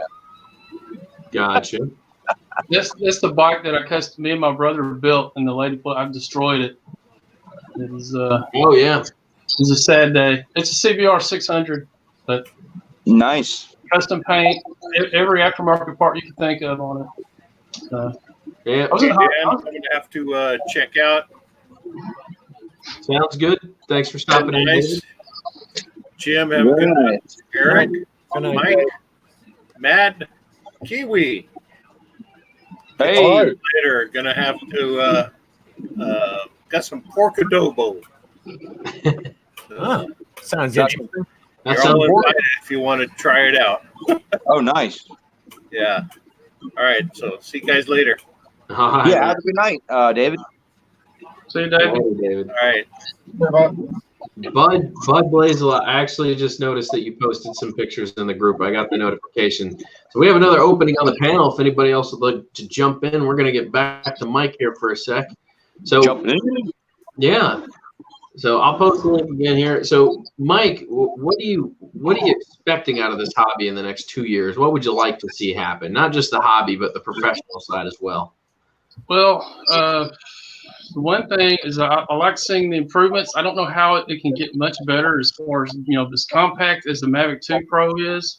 And I like the fact that they've added the dual remote capability. But I would like to see that dual remote capability be able to control the camera with the sticks. Kind of like how the Inspire was. Yeah. I have my other the camera guy to be able to do the camera. I know the camera can't do 360, but you can pan left and right with it, and it'd be nice to do that with the sticks. Right. I And wonder why they don't have that capability. That's odd. yeah, it's more like just for training than anything, but it would be cool if you could do camera control with the pan and a tilt with the sticks. That'd be awesome. And I think it might be because they don't want to. It might hurt sales of their Inspire because that's what the Inspire does. Yeah. But I am But impressed. like you said though, you can only pan with it, so you're not really fighting it. Right. But I do like the HDMI output's very impressive. I mean, you can do everything from 720 IP to 4K 60 IP, and that's something that the Inspire 1 did not do. It just did it was a 720. And it was marginal at least. It wasn't that great, but the 4K output on the controller, on the smart controller, which is what all I use now. I love it. The smart controllers just changed my world a lot. Yeah. It's very convenient to have that bright screen and that HDMI output on there. That's available on the Sendins too. You can control what you're outputting for broadcast, like 1080i, 1080p. Mm-hmm. Yeah, it'll do I and P, which is because usually I'd have to run it through a decimator to convert it to I to 1080i. What is that? That's Craig driving somewhere. No, what is that? Forbidden. What? Forbidden? I don't know. Speed. Huh? What? Show it again, Craig. Can he hear us? I don't think so. He's not responding. Oh my god. Jeez. Was he selling tractor parts? Yeah, probably parting out the rest of the tractor. I just hope the technology just keeps getting better and better. I'm not really a big this whole autonomy obstacle sensing stuff is not something that really excites me. I think it's cool. It's good for the industry, but I really have no use for it. Right. Now, I'm going to rebuttal on that. I think the autonomy that's coming out with the Skydio 2 is phenomenal. And here's why. When you can focus more on the job you're doing versus am I going to hit this? Am I going to hit that? That's going to allow you to have a lot more freedom in your flights and be able to get the shots that you want without having to worry so much about how close am I to this obstacle and how close am I to that obstacle. And this is a whole new level of obstacle avoidance, something that we've never seen. Even the original Skydio, the Skydio 2 is using better technology, better sensors. We're looking at 2K sensors and see, every little limb on a branch. I mean, we're talking a lot more intuitive, a lot more, innovative. Well, right now with the Mavic 2, I have to turn all that off because I can't get in position that I need to get into sometimes to get the photographs or the video I need, because it doesn't allow it. Once you get within 12 feet of the object, the drone will stop, and it's I need to come back some more to get my framing just right. I find that a lot especially when I'm doing real estate video or real estate photographs, and I'm having to actually fly in the tree a little bit to get back far enough to get the whole house in the frame. So I usually turn that stuff off. Now, what you're used to in the DJI products, this Skydio is a whole new level. We're talking about artificial intelligence. We're talking about 360-degree obstacle avoidance with 4K sensors. Mm-hmm. This is next level technology that's been in the works for over a decade. Yeah, They've actually used this technology on fixed-wing airplanes and flown them in parking garages and had the plane completely flying itself, avoiding all obstacles. This is DJI sensors don't have any idea what they're up against. Oh, I have a feeling they'll have a rebuttal pretty soon. And in the meantime, The Mavic Mini. your camera's still better. I will definitely do something. No. Oh, there's no doubt that DJI has the I'm having a brain fart here. They have a monopoly on the drone market as of right now. However, there is particular legislation in the works that could prohibit DJI if it goes through. It hasn't gone through yet. But if it does go through, DJI is not going to be able to be the government's source of drones if this legislation goes through, which means Skydio will have a way in because they are made in America. Oh boy, get ready. Jim looks like he's They're assembled in the United States. The parts come from all over the world. Ask them, they'll tell you freely. It's still got a 1/2 camera at 12 megapixels. Ask them, they'll tell you freely. The 4K avoidance system is wonderful, but it still stays 3 feet away from anything it can see. So, Mike, you still got a better camera. You still got the avoidance system shut off.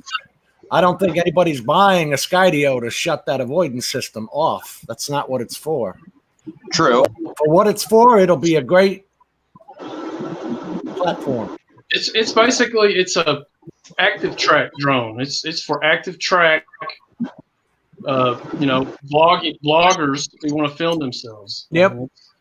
That's what its primary use would be. As far as using it in the professional industry, it's taking it's just I don't know. It's if you're a professional vlogger, then yes, it'll definitely come in handy for that. I'd like to see I think we could definitely open see source system.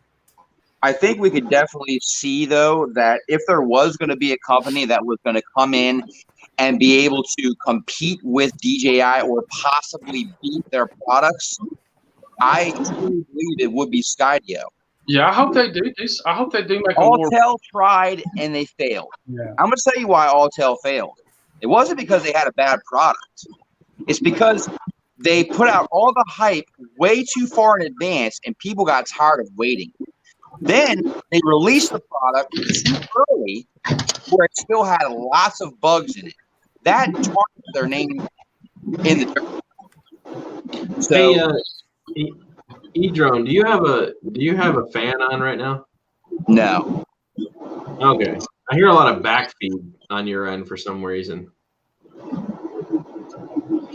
I hear some coming Well, you know from, what? I It's think, Kiwi. the car. Kiwi, yeah. It's Kiwi that's doing that.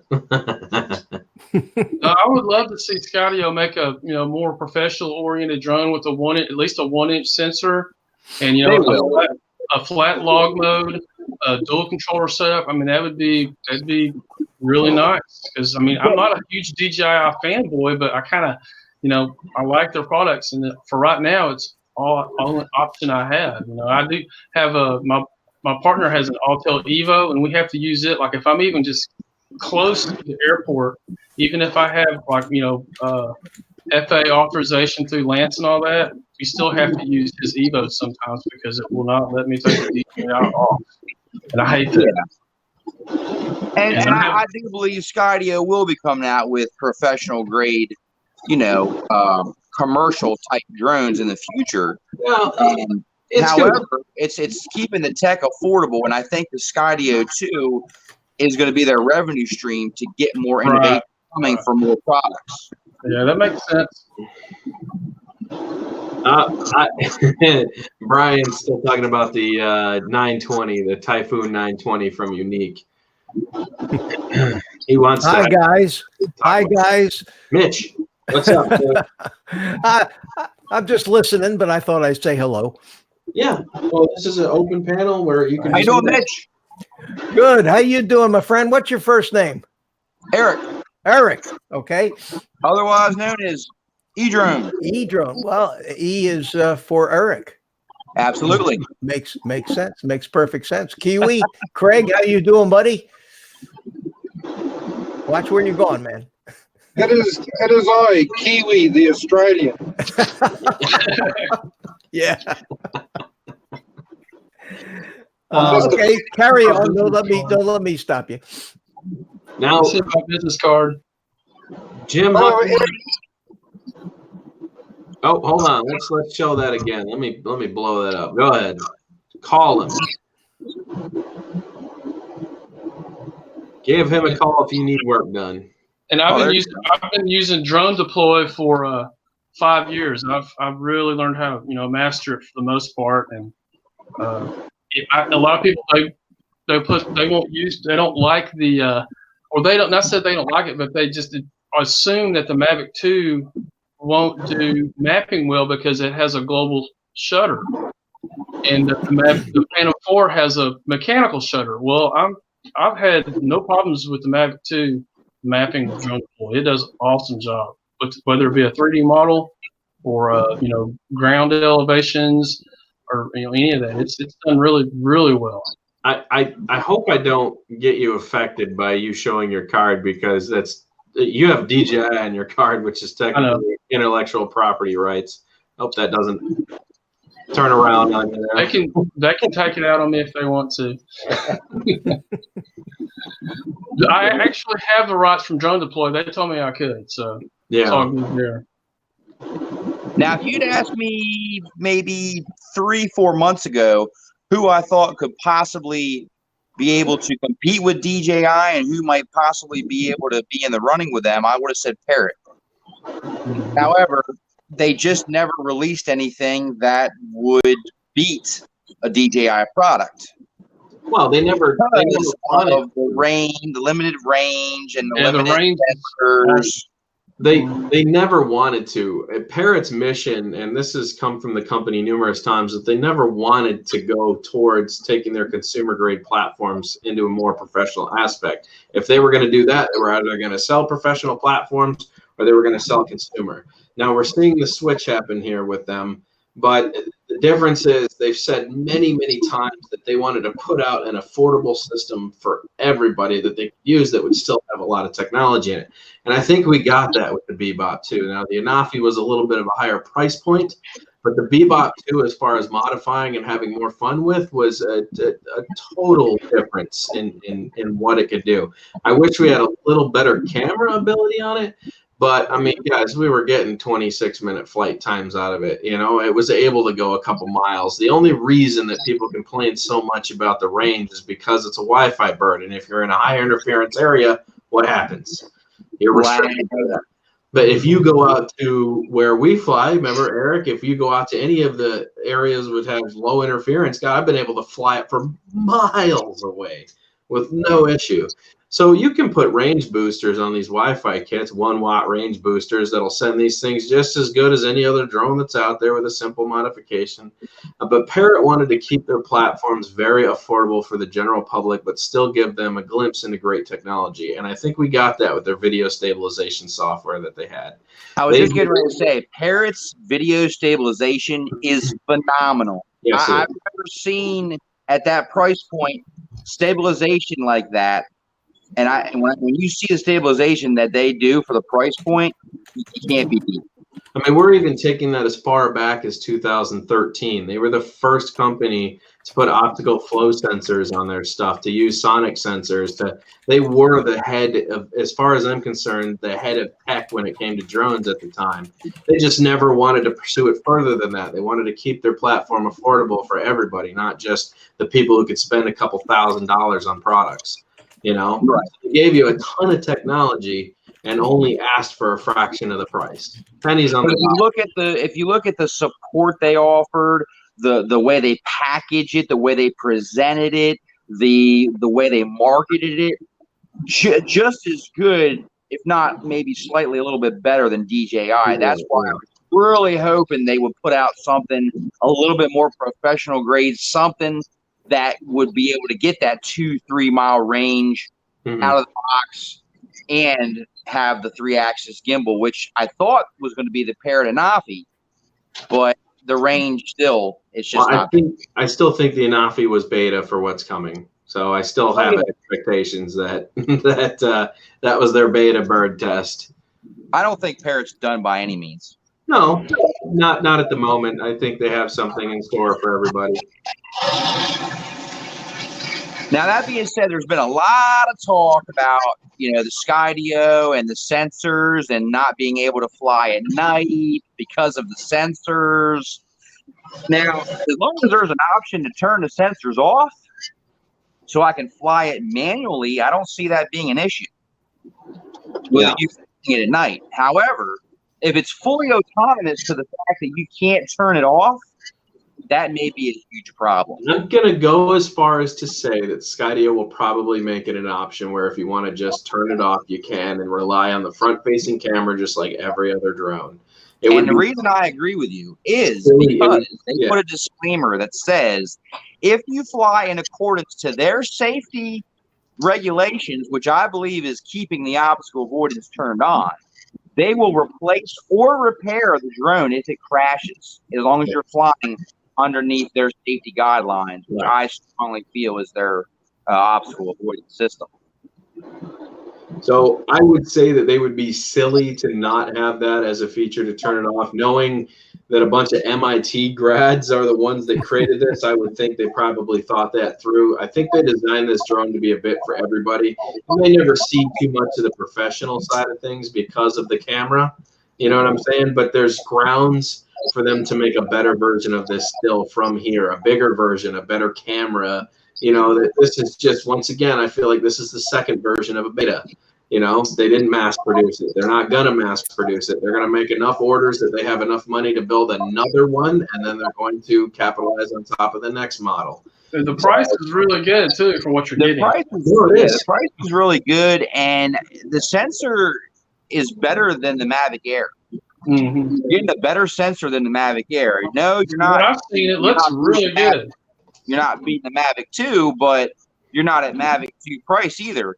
Unless you get the controller, now you're talking, $1150 total. Which I'm going to get the controller. I'm not going to get the little wand thing. I can't remember what you call it. Beacon. The beacon. That beacon has tremendous capability. It does. But for me personally, I would rather have the remote. Well, you got to have both. See, the problem is you got to have both. You got to have the remote. $300. You got to have the beacon, and you got to have 2 extra batteries. So you're looking at a $1,500. You're looking at a $1,500 bill, really. Sure. If you want to outfit, have the thing, and I agree. I believe that it's probably going to allow you to turn off the sensors because they do have the remote control available. Yes. It had a height restriction too, and they found out that there were a lot of complaints about that. And supposedly they've already changed the software to where you can fly to like 340, I think, 340 feet up now. Well, you'll find, like every other drone that comes out, the first release will come out. We'll all get them in our hands and we'll bombard them with things that they should fix, and then the second, third, and fourth firmware releases will come out and address some of these issues. But look, I went and reserved one on the first day, as I did. Yeah, to be in the early group, and if they had required that I paid for it in advance, the whole thing, I wouldn't have bought it. But for $100, that's more than likely refundable. It is refundable. Then what we're buying an option. We're just buying an option to buy the drone. What are you showing us, Dan? Ooh, isn't that sexy? That is his sexy. nice booster, man. That is sexy. That is a huge screen to be able to use with Parrot products. This is one of my favorite transmitters that they have ever come up with, and it's still operating on the Bebop 2 batteries. This runs. Reminds me of like the Inspire setup. Yes, this was an awesome piece of tech that they came up with. I love this transmitter. I've had the Sky Controller 1 or 2, but man, the Sky Controller 1 is just, you can grip these and it feels like you're flying an airplane, man. What kills me is when you brought that out and I saw it, and then you brought out the drone that you were flying with it. I'm like, this doesn't look right. The controller's bigger than the drone here. I'm looking to see this giant monstrosity drone come out when you grab giant lanyard and these 2 like cockpit controls. No, just pops right out, and there's not even much tech. This barely weighs anything. It's incredible they can put all that tech in this tiny little package, man. I think the same way about the Air. I mean, I think the Air is a phenomenal drone for what it is. I mean, E-Drone will probably argue with you on that, but no, I really do enjoy my Air. I mean, the only limits that I am seeing with it, using it in Part 107 for commercial drone use, because I have used it for commercial drone use. Yeah. The camera is great. The quality is really good, 100 megabits per second. It's got great quality, and especially if you get a couple ND filters, you can really step up your cinematography game. Now, however, the biggest downfall with the Mavic Air in commercial use is the Wi-Fi system. Oh yeah, I totally agree. It's constantly getting lag, and there's a lot of places that I need to go to get shots, and I'm constantly getting lag, getting signal errors. And it's my backup. It's a good backup to the Mavic 2 Pro, and that's what I use it for. Oh yeah, and I've got 3 batteries, so I can get the shots I need. I've got a power inverter on my truck. One battery goes down, I bring it back, I put the other one on charge, and by the time I get to the third one, it's already charged again. It's a good cycle. The battery life is a little lacking for professional use, I think. So you got to really get what you need and get out of there quick. Because I only have 2 batteries, and they go fast. 3, I think, is ideal for 107 because, like I said, you could keep cycling with your power inverter. If you have a power inverter in your vehicle, you can keep cycling packs, so you never really run out. So if you want to get 4 or 5 flights in with 3 packs, you can. There's one thing I've noticed about the drones with folding props are less likely to crash than a drone with a solid prop on it, because like if you run into a wall or something, that prop will fold and allow you to get away from the wall before it crashes, where if you've got a solid prop that doesn't fold, when it hits the wall, it goes down immediately. However, I've noticed that with the folding props, at least on like the Spark size, they tend to be a little bit less stable than the solid props that I've seen. And probably less, flight time. Realistically, you'll get more flight time out of a solid prop, I would think. As far as that goes. But I've ran my Mavic 2 Pro right into the door of a house before, and it just bounced off the door and kept on flying. It bent the gimbal on the camera, and I had to replace that. But the drone did not hit the ground. So I did a prop comparison with the DJI Spark with the stock propellers, and then I did the Master Air Screw propellers, which do not fold. Yeah, and I have to say, the non-folding propellers on the Spark, it was a lot more stable. These are the Master Air Screws. Moving back and forth, less oscillation. Oh, fine. Don't show it to us big screen. That's fine. I didn't want people to see it anyways. These are the Master Air Screws on the Air, and it did quieten it down a little bit. I mean, it's not dramatic, but it's not quite as annoying. Yeah, the V2s. Yeah. Yep. So I mean, is the noise really an issue? Because after you get away into the distance, the sound dissipates. I think it is personally. I don't like the high pitched sound that it made. It draws less attention. It doesn't seem as intrusive.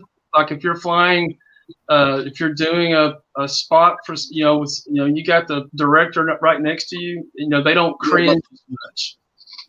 But the good thing is it makes a decent noise, so people are aware of it. So get the hell out of the way.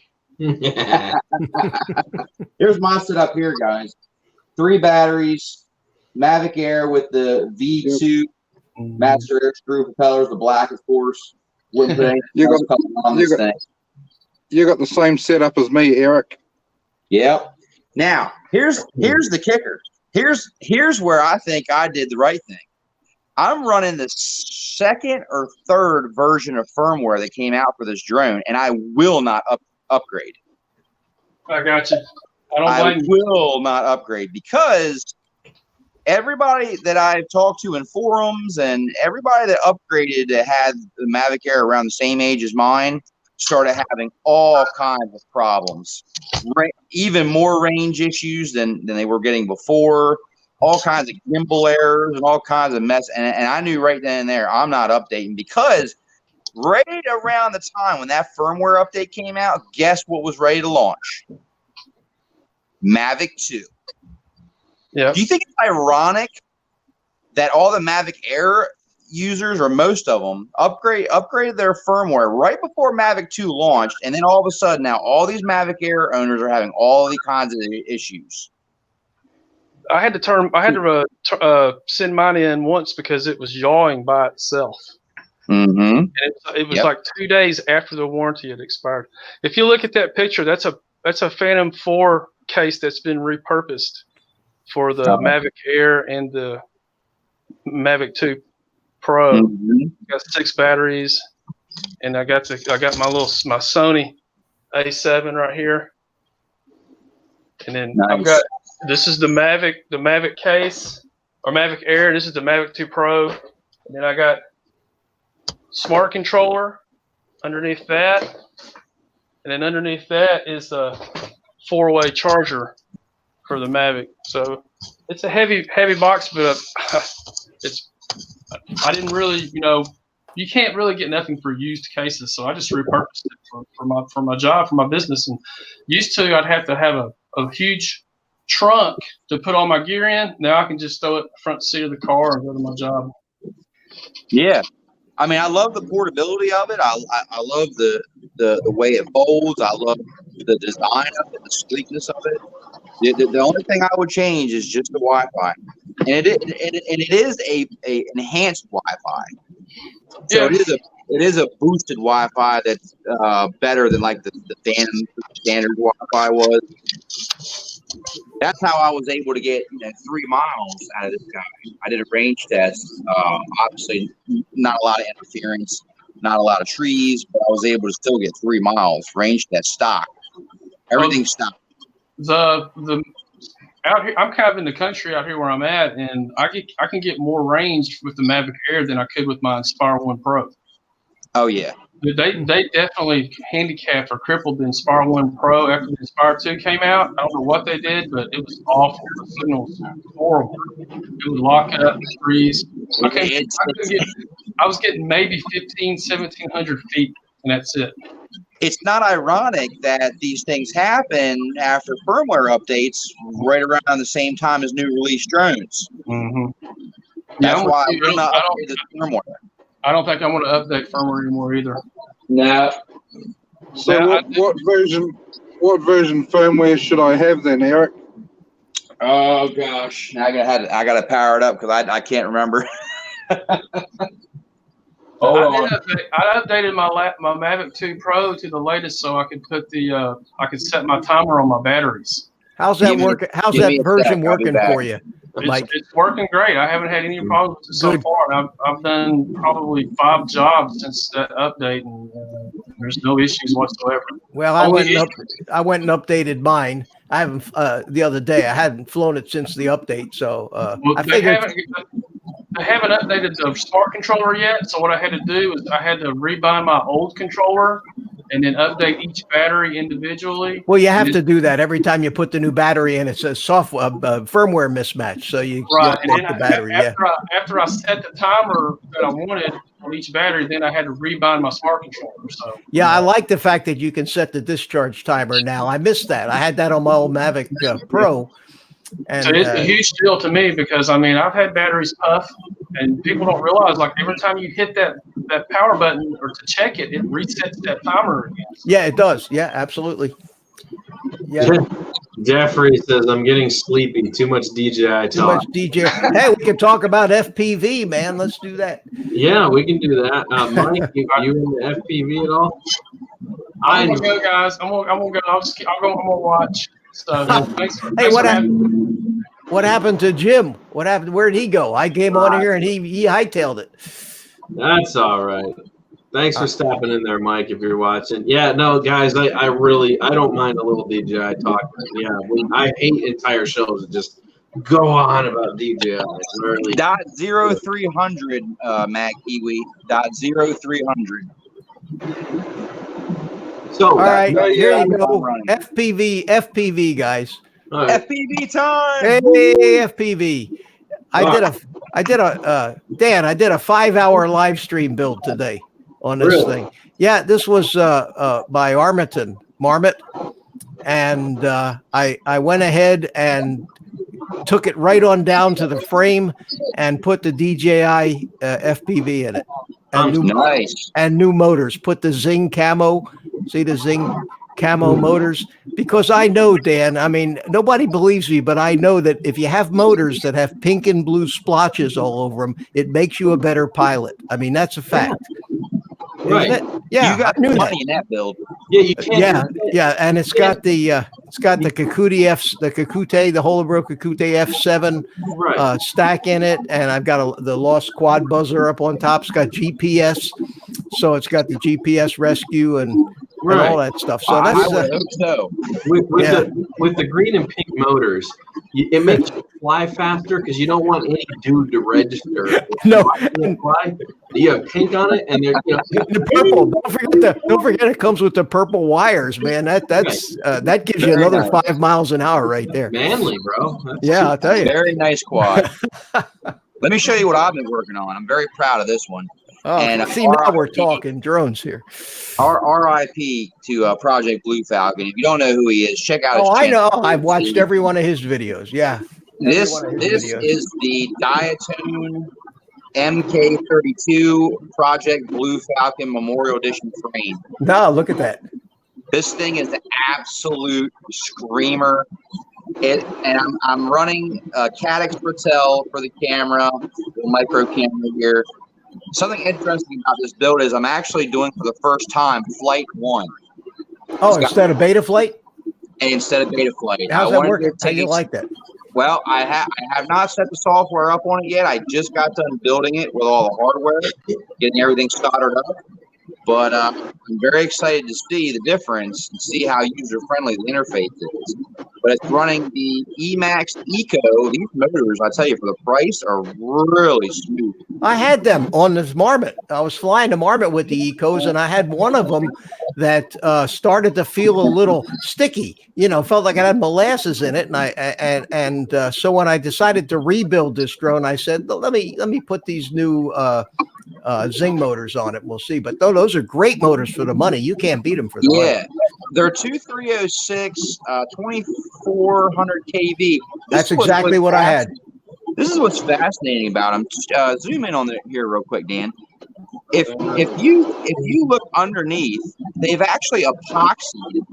They've put this epoxy on the windings to prevent your screw from going too far and actually touching the winding. Something I wouldn't really expect to see on a budget motor, but they've done it. So really impressive about that. Yeah, that look. All the Emax motors are good motors, but the Zing, I think the Zing are giving them for a run for their money. I put a pair. I put a set of the Zing E, the cheaper ones. The economy one. I used 2 pair of them already, and they are terrific. I mean, they're smooth and powerful, terrific. For motors. all my future builds, I've got motors all ready to go. There you go. Oh, that's the E, isn't it? That's the. Nope. These are the regular Zing, the red. Oh, okay. These are the 2207 2750 kV. I got a pair of them. I got 4 of them on a 17-inch quad. With the rounded bell, 7-inch quad. Yeah, I'm sorry. To have more durability, you know, for impact. Yep. The rounded bells. So no, they're making some awesome. They're making some awesome motors these days. They really are. Very nice. And I will let you know, Banggood is sending me through constant request. They're sending me the new iFlight Nazgul 5 6S version. The 6S. Super stoked about, yes. You know, I picked up one of the 4S versions. Okay. And I got it here, and I put my receiver in it, and the next day my DJI FPV stuff came, and I haven't looked at the Nazgul yet. It's hanging up. Do yourself a favor, okay? Because this was probably the hottest drone bind and fly plug and play of the year. Do yourself a favor, because they got behind on orders and they had to pump them out very quickly. Double check all your screws. Oh, I already did that. They were half. Double check your screws, I have a because video. this drone was flying off the shelf. Oh, no shit. I have a video on that where half the screws were falling out of it. They actually had, listen to this, they actually had one of the motors reversed. I believe it. Yeah, I fired up the motors to check the directions. 3 of them were proper. One of them was going the wrong way. I had to go into BL Heli and fix it. So exactly. And yeah, the price you're getting it for, you're getting that. You can't build that same quad for that price. No, now, you know what I paid for mine? You know what I paid for mine? How much?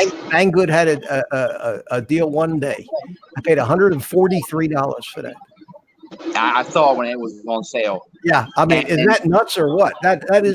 That's completely insane. However, people need to know that for that price, they're flying off the shelf so quickly that when they're assembling these drones in the factories, they're doing it extremely quick, and they're going to miss stuff.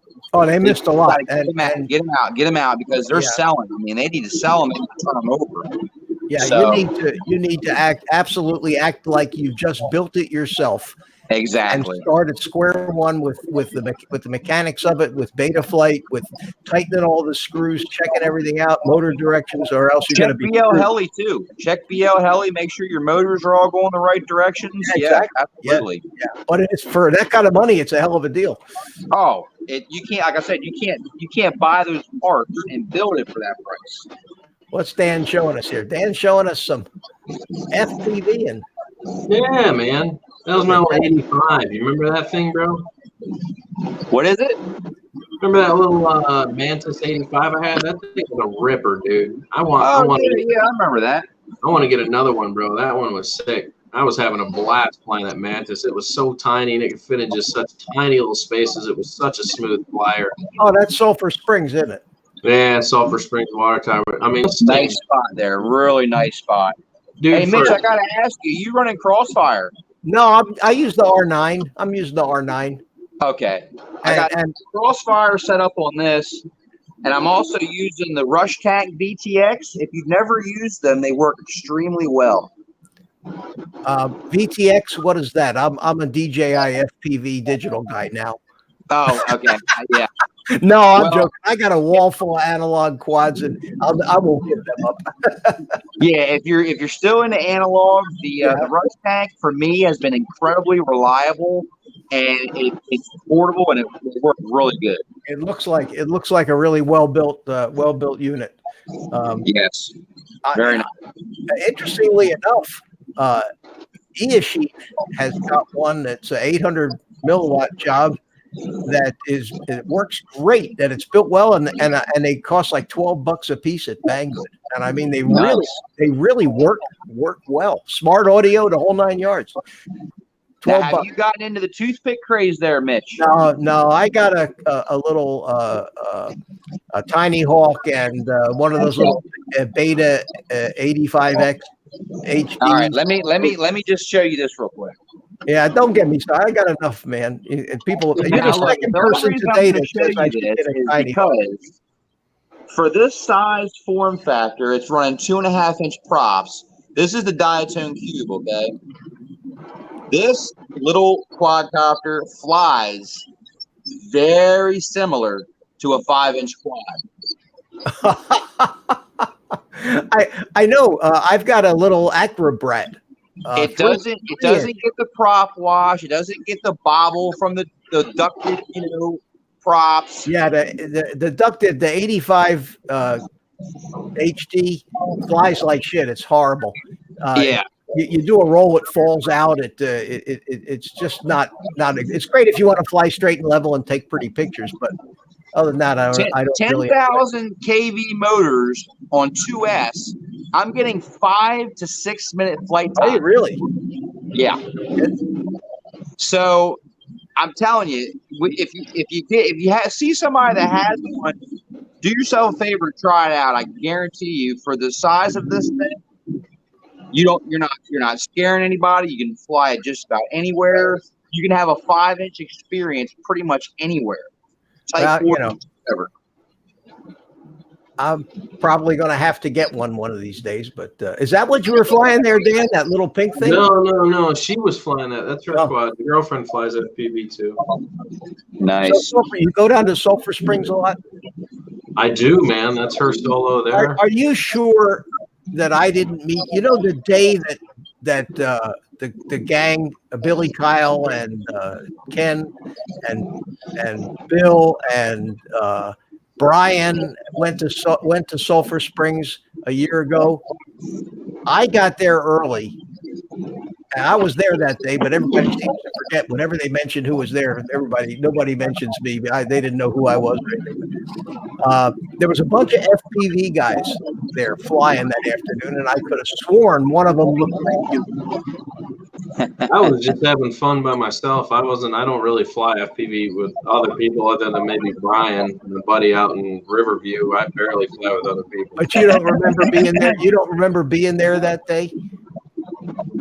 I don't think so. Because whoever it was that looked like you said, I got a YouTube channel and I got a lot of subscribers. And oh, Mitch, you're talking about out by the Sulphur Springs. Sulphur Springs. No, I didn't go to the Sulphur Springs. I went to it doesn't sound. Wasn't you? Okay. You don't fly FPV with who? Yeah, well, I flew with you, but I'm saying, how often do we? How often do we fly? I was just checking. You might have run into a guy, Mitch, by the name of the Mighty Thor. You know, you might be right. That's for some reason sounds a little familiar. He is a real klutz. Really, Yeah, because they kept flying and putting their drones up in the trees is what they kept doing. Well, I invited the dude. I tried to get connected with that guy 3 years ago, and he kept constantly lying to me. And finally, I ran into him. Edron, weren't you there? No, you weren't there that day. No, I wasn't there that day. Rex Whirlybird was there the day I finally ran into him out flying, and he was such a douche, man. He came over. I just got done flying the Hubsan X4 Pro, the big Pro model they had, and I landed it. He just comes over and just grabs it assertively, picks it up, starts. I didn't even power it down yet. He didn't ask me to do it, nothing. He just asserted himself, and he started you don't just go over and pick somebody's quad up. You know what I mean? No. You talk to him first. It's like touching my motorcycle. I'm gonna have a problem with it. You know what I mean? So I was like, come on, bro. And then he comes over and goes, oh, yeah, I had one of these. So what do you think? Have you been doing anything to it? And then he saw who I was, and he handed it back to me, and he walked away. Ah, Jesus. Hey, Craig, Dan, I got the radio. Craig, are you listening to the radio in your car? I hear all kinds of that noise. I don't want to get Dan a copyright strike. I got a twin brother here, Dan. Yes, that's the version 3, right? Yeah. That's the HD one. You want to know what's funny about both these Mobula 7s? I got them both for free. Free is good. The one that the original one that you have, I won from UAV Futures. You ever seen Stu's channel? Good day. Good day, Stu. I actually won the Mobula 7 from his giveaway. Yeah. Then once I got sponsored by Banggood, I requested a Mobula 7 for review, and they sent me the second one. Nobody sends me shit. I'm just a little guy. I don't have a big channel, so nobody sponsors me. I don't get shit for free. I got to pay for it all. That's the Mighty Thor. See, look. Oh. I might have How been many him. subscribers does he have, Dan? Yeah, he's still stuck at 13 because he didn't want to listen to what advice I gave him a while ago. Yeah, man. He just decided to get totally out of GPS, went over to FPV, and his whole channel just died. FPV, I love it. I'm way more passionate about FPV, but that's Really, man, but it's a channel killer when you start off doing GPS and then you try to make the switch. It'll kill your channel. You have to even it out, man. There has to be balance. Yeah, I never killed off GPS on my channel. I still do toy grade reviews. I do it all. It's eDrone, not eFPV. Right. I'm drone worship. I worship all of it. Exactly. I thought that meant I'm into it. You know? I got a helicopter over here. Night, Rick. Does Eric work on a digger up in the Yukon mining gold? What's it called? No, do you run a gold mine up in the Yukon? A gold mine? Yeah, I asked you if you ran a gold mine in the Yukon. Oh no, I wish I did. So Dan, you building anything these days? Well, my new project is getting Marty McFly to fly the hoverboard. Nice.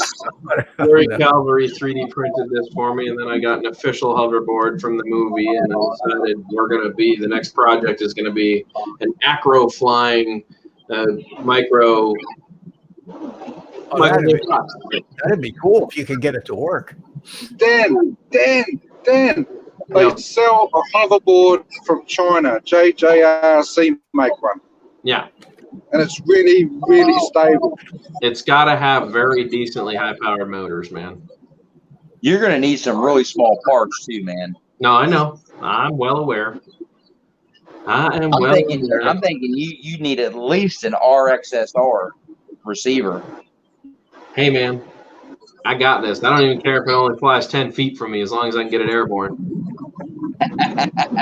Dude, the DeLorean was hard to build. He should be a simple. Yeah. Obviously, you're going to use brushless motors, I assume. Oh, yeah. I got to have that power, man. Are you going to make them ducted? Yeah. I'm going to have it push it up instead of pull it up. Yeah, because you're going to have stuff that. Here's the issue. Right now, it currently sits in at. Let me turn on my scale here and zero it out. I'll tell you what the whole thing weighs just by itself. It is sitting at 36 grams altogether. So your average little race quad that's brushless, right? Yeah. Comes in at 27. So without parts on it, it weighs a little more than the whole unit build does. So I'm going to need some bigger motors than just these little micros, man. So you're going to need toothpick motors. Probably. Something a little more power punch. I would go with like 1103. Now? 1103. Okay. What size battery? What size battery are you going to need for that? Probably going to be at least a 2S, most likely. Yeah, especially with the toothpick motors. Yep. So. Yeah, I would try 1103 on 2S. Dude, you'll need a board with a built-in receiver. No, I agree with that. I'll probably do a beta FPV board. Yeah, that would get you the size you need. Right. Then it would just be a matter of just changing your orientation in beta flight to match however you have to, mount it on the board. Yep. Hey, Eric, have you tried the DJI system yet in the FPV? I have not. I really would love to. Nobody up here has one yet. Do not. It'll be the most expensive thing you've done all year. I'm gonna be. Yeah, I know. I'm already getting ready to drop $1,000 on a new Skydio. So yeah, I'm gonna be honest with you, man. A lot of people that said that they bought the whole setup have switched back to analog for certain flights because they can't get the range out of it that they need without having tons of latency go along with it. So it depends on how you fly. I think no. So I'll give you an example. There's people flying Bando, right? There's a ton of complaints with people flying Bando inside throughout the building, and as soon as it gets any kind of latency lag, they just can't. The motions that you see in Bando are slower than what you're telling it to do, and you don't have those issues on analog. Analog penetrates the building with no issue with the signal. So I've heard a lot of issues with the antennas on them systems too, falling off, popping off. I haven't had any of those problems, and I don't fly in buildings, and I'm not a Mr. I'm a nice old guy cruiser around. I've had it out. I've had it out over a mile already at 700 milliwatts and perfect. So for the kind of flying I do, the experience of those things. I mean, it's just. How old are you, Mitch? 72. I have to admit, man, this is really cool. I have not met anybody in this hobby your age that's in FPV. I think it's freaking phenomenal, man. Way good to go. Thank you. I only have 55 years of RC flying in my life. Only 55 years of everything from turbine powered jets to helicopters to everything. So this for me is like being reborn. Hey, yeah, no offense, but most people in your age range that I've met in this hobby are all strictly GPS drones. Oh yeah, I know. Mitch, yeah. you meant to say you were only on 200 milliwatts, right? No, I can fly on 700 milliwatts. Why? You can in the United States you can go up to 100. Yeah, no, but listen, one thing that I didn't realize that I found out later is that DJI, this unit is FCC approved, which means you do not need a ham license to use the DJI FPV system, which is a bigger deal than a lot of people think. I'm wondering how they can go up to 1 watt as long as you don't go on certain channels that are restricted. But you can't do that in Europe. Only in the United States can you open up the FCC side of it. And like all their drones, all the DJI drones on the channels that they use have FCC approval. And so for FPV flying with the DJI system, it's about the only way you can do it legally without a ham license, which nobody has really. Yeah, I've heard they're really hard to get to. Well, it's like a Part 107. You know, I mean, Yeah. 90%. Look, I'm a pilot. Okay, I'm a commercial pilot, flight instructor. Been flying all my life. Instrument multi-engine rating, and I took that 107 test. And even as a pilot, if I hadn't studied the trick questions in that test, I would have failed it. Absolutely. Being a pilot, I can't even imagine how people that aren't familiar with the airspace don't understand METARs and sectionals and all that crap. How they have to teach to the test, you know, because otherwise there's no way you're going to learn enough to pass those questions. I passed my 107 the first time with, I believe it was a 79. That's good. Yeah, 79. And you're not a pilot. No, I'm not a pilot. I knew nothing about the airspace prior. But I taught myself by watching videos on YouTube. I watched Tony Northrup study guide. That's what I did. 107 study guide was really good. Not the book. No, I went in and passed. It's really funny too because I got and I'm not bragging, but it's just because I'm old. It seems funny to me, but I got a 90 on it when I took it the first time, and I finished the test in 35 minutes. So I go into the center, and the guy looks at me like, you got to be kidding me, you know, when I walked in there. So I said, no. I said, go into the room. About 35 minutes later, I came out. I said, and he says, the bathroom's over there. I said, I don't need the bathroom. I'm done. He said, are you sure you're done? I said, yeah, I'm sure I'm done. And you can see the look on his face. He's like, I got to see this, you know. And then he comes out. I said, how'd I do? You got a 90. I said, thank you. And that was it. And I'm up in like 3 months. I got to go do it again now already. Ugh. That is not an easy test at all. And the weather really stumbled. I stumbled with the weather.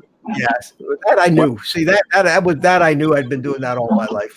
Yeah, the weather was really hard. Some of the METARs were a little bit difficult.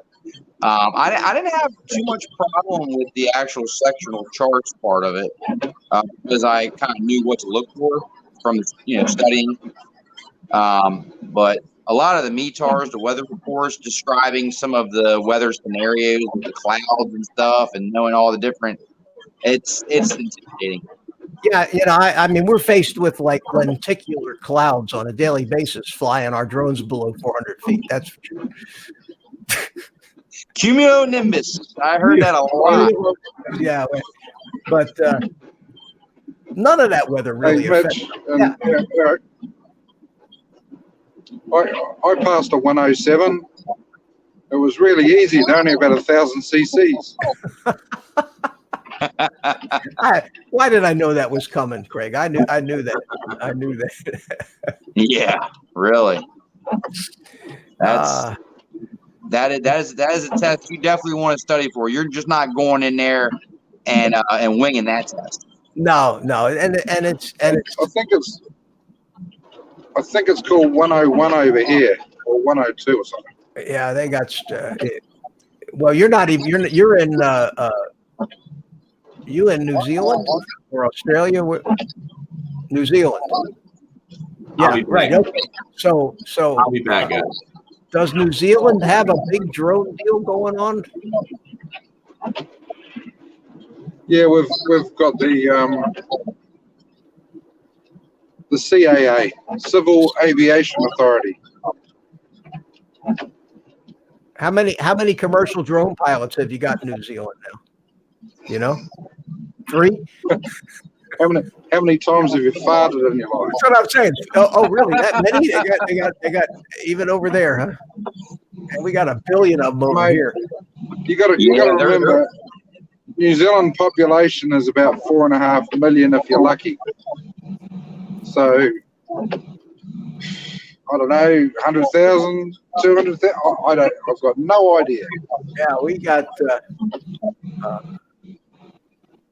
thousands of 107 pilots just within 50 miles of me. It's crazy. But I also heard that a lot of the 107 pilots are not renewing their license because of all the updated rules and regulations going on. Well, you know, I got my license and I did a little commercial work, and then nobody wanted to pay for it anymore. You know, Yeah. they want to, they want to pay you $50 for half a day of your time, and you take all the risk. And and plus you need to be insured and bonded and this, that. And I'm saying, how much Yep. you want to pay for, it's crazy. And then of course you get the, well, I'm a realtor, but my son has a friend who got a drone for Christmas, and he's going to do the pictures. I've got a wee trick for you guys. Is farmers love people taking photos of their farm from the air, and they'd rather pay the money for a drone pilot to do it than pay for a helicopter or a small aircraft to do it. So A lot cheaper. there could be your new bread and butter, is go and advertise to the farmers. Real I'm easy. sure It's their own land. A lot of guys are doing that already here. A lot of it's just gotten to the point, and then you get this drone-based nonsense with I made the mistake of signing up, and I get these silly emails for them that not only is this job that they want me to look at within an airport's Class B airspace that doesn't have Lance yet. Okay, And they want you to do it right now. right now. I said, well, Right now. I'm lucky if I get a waiver in within 40 to 90 days. But not only in that airspace that you can't get a waiver for, but And the reason you're getting notifications for that job is because that's the only jobs that are available, because everybody else has grabbed all the easy ones. So then it said that they need 12 photographs of something, and they described it. And then they went on and said, but you got to be careful because this has to be done without the knowledge of the people that live there. In other words, somebody's spying on them and wants me to do it and risk getting shot with my drone flying over some house taking spy pictures for them. And they want to pay $60 for this. They want to pay you $60, and then they want to tell you that you have to fly over a roof in a grid style pattern, and you have to do it this angle and that angle and this degrees and that degrees to make it so complicated to where you can't possibly get it done within a couple hours. And if the customer has to like the pictures or you don't get paid. Exactly.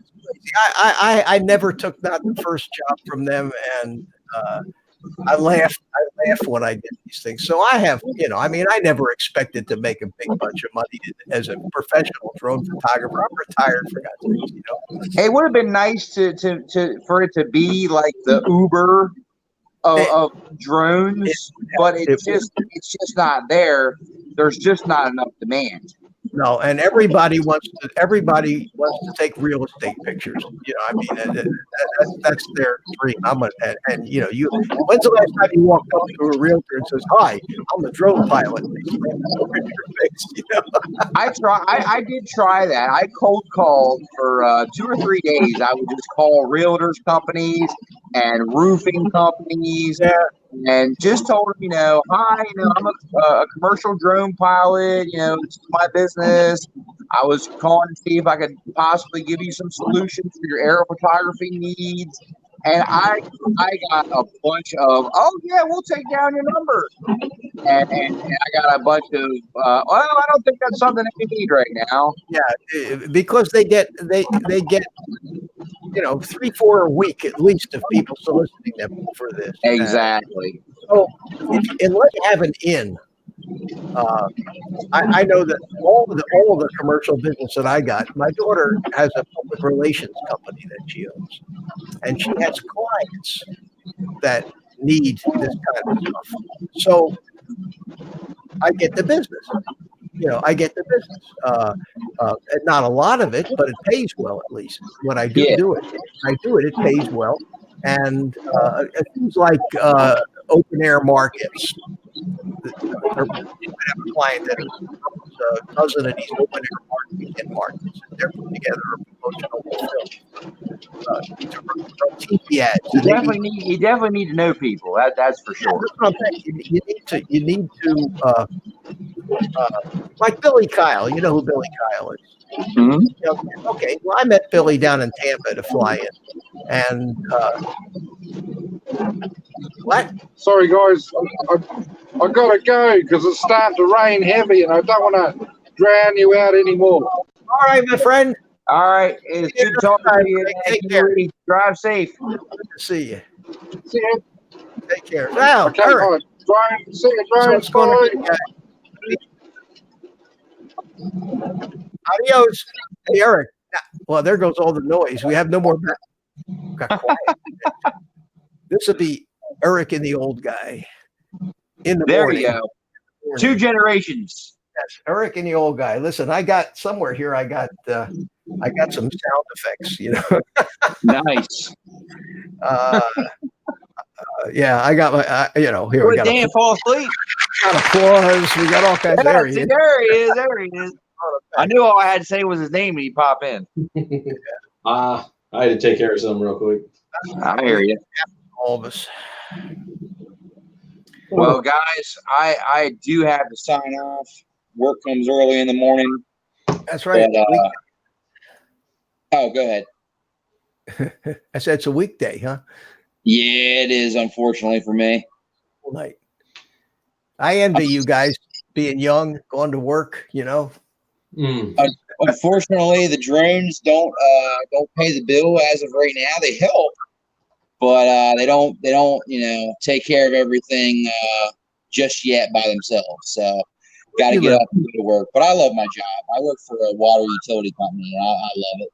Where do you live? East Coast, Seaford. Sorry, Dover, Delaware, East Coast. You're up. Oh, I'm from Philadelphia myself, born and raised up there. What happened? Your What? voice sounded like you had one of those things. Yeah. No. You broke it.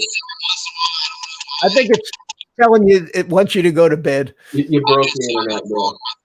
Yeah. It sounds like you have one of those artificial voice box things. Hello, I am Stephen Hawking. Yeah.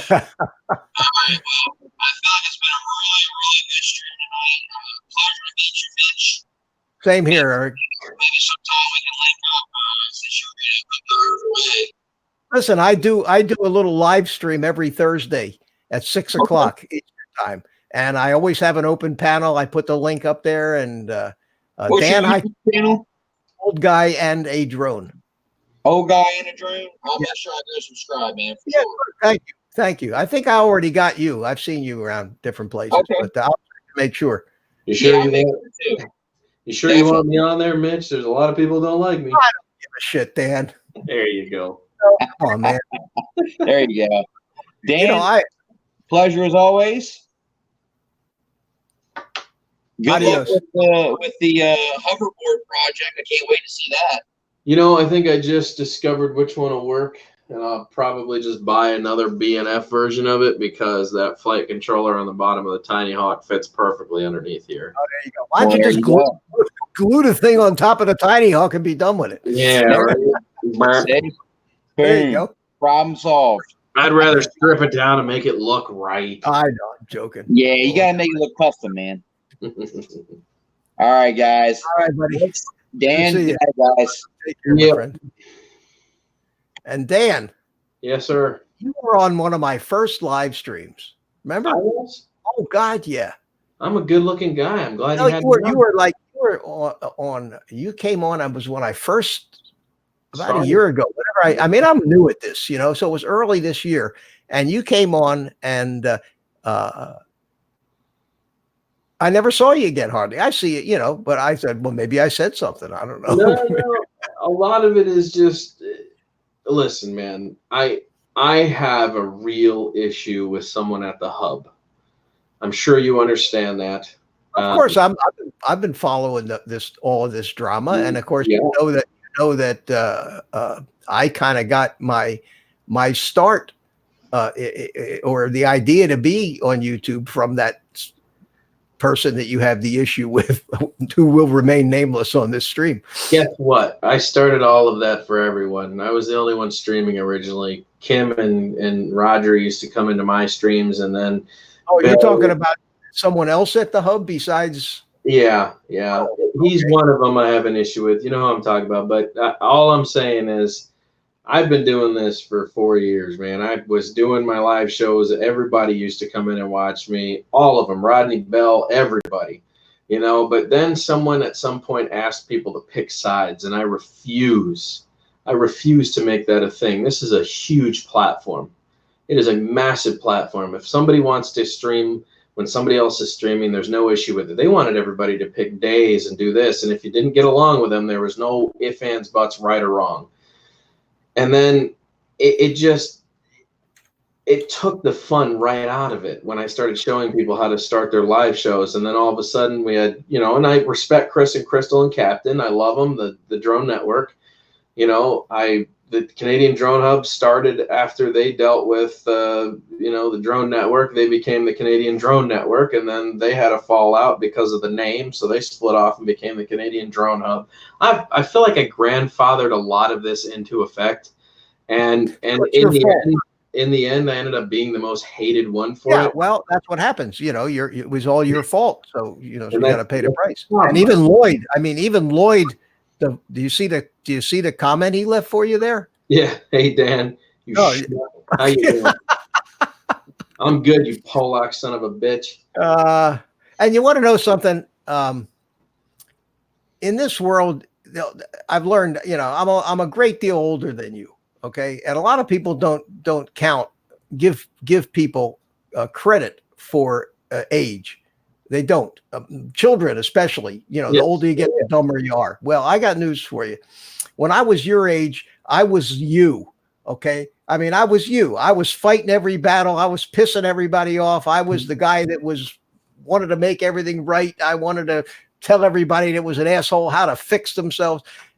30 years later, I've totally changed. I just sit back and I watch this stuff now. And I realized that the lesson life taught me, Dan, is you get one vote, and that's with your feet.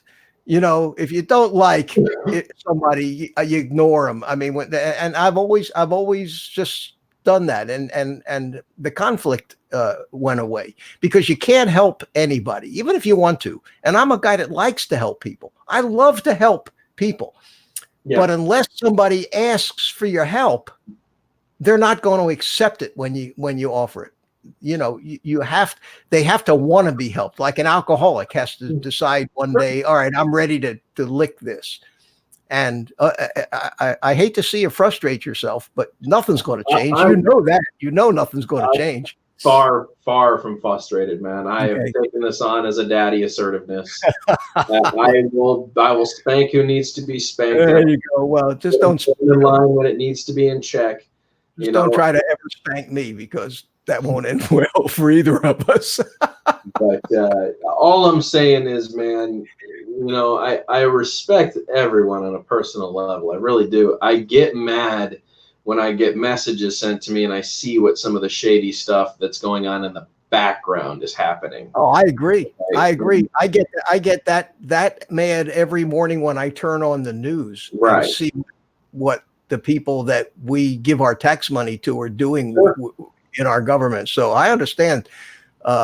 And it's hard not to let this stuff raise your blood pressure and affect your health. And that's when I finally tried to put a stop to it. And I said, why am I letting these people hurt me? But see, and I don't think that they are hurting me, because like I said, the likes and dislikes don't mean anything to me. They really don't.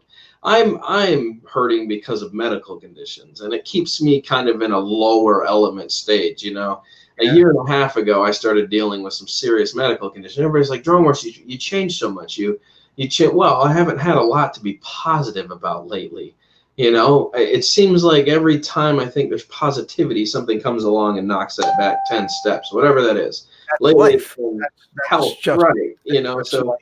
It's just not YouTube that's doing anything to me. Trust me, this doesn't get to me in the slightest. I could care less what people do. However, when you start making things personal with somebody else, that's when I step in and I say, for every action, there's a reaction. You never know what form karma is going to come in. I consider myself the karma curve. Okay. And if that means I have to be the dealer of the karma curve, no one said how it was going to be served, whether it was going to be cold or hot. I just put it in your face and I show you the truth in it. Okay. Well, what you do with the truth is up to you. In this case, you may as well go out in your backyard and yell at a tree, because that's about it's gonna end up the same. So no, I don't disagree with that. However, I can also show people the type of individual that we're talking about. Well, and I appreciate that. I mean, I had no idea all that stuff, and I don't really want to talk, and I don't really want to get involved in it. But I will tell you this. I mean, we had. And I don't want to go to bat for the guy, because I had no idea that any of this crap went down with Brian. I really didn't. But when we had the hurricane over here, okay, when we had the hurricane, I got one phone call from one person saying, if you need to get out of there and you need someplace to come and hole up, come over here. It's the only invitation I got. Okay. And I don't even know the guy that well. I met him once, twice. Mm-hmm. So I have a trouble sometimes, other than schizophrenia is the only explanation I can think of, or multiple personality disorder. Which is what I just told him. I don't get it. I don't get it. Kind of like I had an ex-wife like that, Jekyll and Hyde, Yeah. Two entirely different people. Yeah.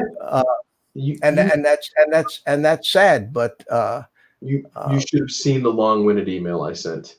I can imagine. I saw your little YouTube. You didn't even see today. You didn't even see the good videos. I didn't post the good videos. I had some real fun with editing, and I'm just gonna say I released something that was non-attackive and non-abrasive in any kind of fashion. It was just to show you what you've done to somebody else. Well, and that was sad. But Dan. Yeah. You said something to me. You said, "Are you sure you want me on your channel? Because everybody hates me." And I'm trying to tell you that's not true. Look at the people that you have in your chat right here, right now. You have the best, present company included, the best people and human beings in the drone community here. The guys like Steve Carpenter, Rick Halber, and Lloyd Mendenhall, and all these, any of you other guys that I left out, Jerry Calvary. You have great human beings, sure, that are listening to you. So you come on in my panel, and if I don't like what you're doing, I'll just push the button. It's easy. I get rid of you. Yeah, totally. Like I said, man, I'm always very supportive. Listen, I do a weird thing. I am weird. Consider me a weird person, because I don't do what everybody else does when they become a larger channel. I hate the fact that the larger channels don't try to help the smaller channels. They really don't. They seem like they do, but they don't. I want to see more of the larger channels helping the smaller channels. What is the point of me having all this support and all these subscribers if I can't help the small people grow and get where they need to be? You know what I'm saying?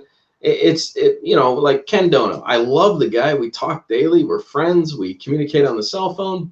But his version of helping people is to submit footage, and it gets watched, and they earn like 1 subscriber.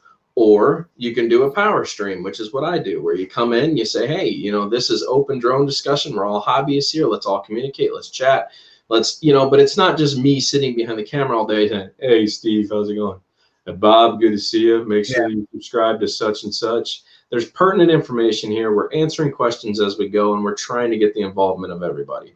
And that's what I feel like the community should really be based on. I'm upset because no matter what I do, whether I pick this platform or that platform, there's so much animosity between people. It's crazy to me. I just don't understand it, and they always pick a target. And the target ends up normally being me, because I'm brash and I'm very open. I'm upfront and I'm blunt in people's faces. And I just want to point out that the idea of this is to help everyone. You know what I'm saying? Absolutely. The big channel is already big. They don't need that kind of support anymore. So let's focus on the people that need the help. But these bigger channels could really step up to the plate and do half the stuff that I do and try to get more people involved and try to help the smaller channels grow in a bigger fashion than I think they do. Well, there's always look, it's human nature. Human nature. There's always assholes. There's always selfish people that even when you think they're doing something for you, it's really for them. And sometimes you almost need to be that way to be big in this world. You need what I'm saying to you is, so when people sometimes get big and you expect them to help, you sometimes have to say to yourself, it's possibly they're big because they only look out for themselves, and you can't expect these kind of people to want to help you. But why can't I? Well, that's like saying that Martin Luther King says, I'm one man, I can't make a change. Why can't I? Yeah. You know, there's 10,000 because there's 10,000 people that don't want you to make a change because they don't understand the concept, Dan, of a win-win transaction. There's three kinds of transactions. There's a win-win, a win-lose, and a lose-lose. Okay? A win-win is desirable. If you can enter into a transaction, whether it be a business transaction or a romantic transaction or any kind of, and both people come out feeling like winners, that's ideal. Most transactions these days are win-lose. Okay? That's the definition of a zero-sum game. Somebody wins, somebody loses. Somebody gives, somebody has to give. You go and buy something and get screwed. The other guy won, you lost. You know what I mean? And the definition of a lose-lose is a very rare type of transaction, like a suicide bombing, where nobody comes out of that deal a winner. Win-wins are what you're looking for, and they're rare, unfortunately. And the people that try to engineer them are rare too. I will take all sides of it, whether I win or lose, man. You can't convince everybody. But you can do your darndest to give it a shot and try to help as many people as you can. I could use a little help, so thank you. I appreciate that. You get where I'm going with that, right? I can choose to be like everybody else and do clickbait and just sell myself to the world and not worry about the small people. But I have a big heart, man. Try to help everybody. Really do. I've tried to make my channel that. The reason I started my channel was because of people like Quadcopter 101 who will sell you anything to keep the sponsorship, whether it sucks or it's good. And I got there's a lot of that. I got tired of dishonesty, and that's what got me started on all this. And then when I started to grow fast, I said, you know what? Why can't I take other people with me? Why can't I help them? Is it really that much to just say, hey, I can put this much effort into this and this much effort into helping these people come up too? I mean, it's a big market, man. It's a huge, huge forum. There's 2 billion people involved on YouTube. Why can't we just, everybody, it's like a pay it forward thing for me. I try to pay it forward, and you've been super supportive of me, so why can't I give that same thing back? Yeah, maybe it would cause me some sleepless nights. I barely sleep as it is, man, for medical reasons. So I take it at face value. I take things very personally myself. I'm not that hard skinned. Okay. And, I had a video once that actually got 3 thumbs down. Okay. Right. I had 20 thumbs up on it, but there was 3 thumbs down, and I damn near just said, what do I need this for? Now I've gotten better since then because I learned a lot, but I said, why do I need abuse? What do I need to do all this work for abuse? I know what the button is for, though. That's exactly what the button is for, is to make you feel something so that you make an interaction video based on that. You see, the more controversy you create on YouTube, the faster you grow. Now, I don't create controversy to grow. I only go after the people that I feel really need some truth in their life. And I will hammer it into them if necessary, but I don't just go around a reason. There has to be a reason behind what I do. So I don't, the dislike button is pointless to me. I just turn it off. I don't know why why do they have it? That's exactly why they weren't. Label it. They should label it "hurt me." Click here, hurt me. You're falling for what the button is for, though. That's exactly what they designed the button to do, is cause controversy. So you lose it. You get mad. You make a rant video, and then 50,000 other people jump on you, and then you know, it just creates controversy. YouTube thrives on drama and controversy. So if you give them exactly what they want, then you're giving them the tools to create what they want out of the platform. You know, take it away. You can go in your advanced settings and turn off your likes and dislikes. Who cares? What do I care if somebody likes it or they don't? Who cares? You know? Yeah, Tater's here. You know, Tater Rogers. He was just a co-host on Lloyd's show. He says, "Don't let the button beat you." Well, I don't take it seriously anymore. I didn't understand. I'm just a little guy, you know, doing my drone thing. How could anybody dislike what I'm doing? Yeah. You know, I didn't get it, but I get it now. I mean, Dan, I started my channel in December of last year, so it hasn't even been a year yet. And so it's been a real learning curve. Yeah, look, Just a Video says we disagreed at one point, and we did. We disagreed at one point, but I'm an adult. I can talk things through, but you have to make it available for me to do that. If you close me out of your platform and you shut me down and you ban me from your channel, then you're taking the coward's way out. You didn't have a chat with me. You didn't talk to me. You didn't find out why I was upset. That's a cowardly act to go that route. And there's so many of them on here that do that. That's why, you know, I can name a number of them, but I'm not going to. Let's not get too much. It's not worth it. Well, I didn't mean to open this all up again. You're good. You're good. Anyway, Carlos is here. Hey, Carlos, how you doing? You know, I've been running into these guys all day long. Carlos actually sat with me and acted kind of like a moderator on my build video today. 5 hours I built this drone online, and he was fielding the sitting there talking to me and fielding the chat because when I do those kind of live streams, if I don't have somebody in the panel with me, I feel so, you know, isolated. But one person in the panel is somebody to have a conversation with. Sure. And now all of a sudden you feel like you're, like I said, you know, you're in your garage working on your Corvette, and all the neighborhood guys come over to hang out with you, have a beer while you're working.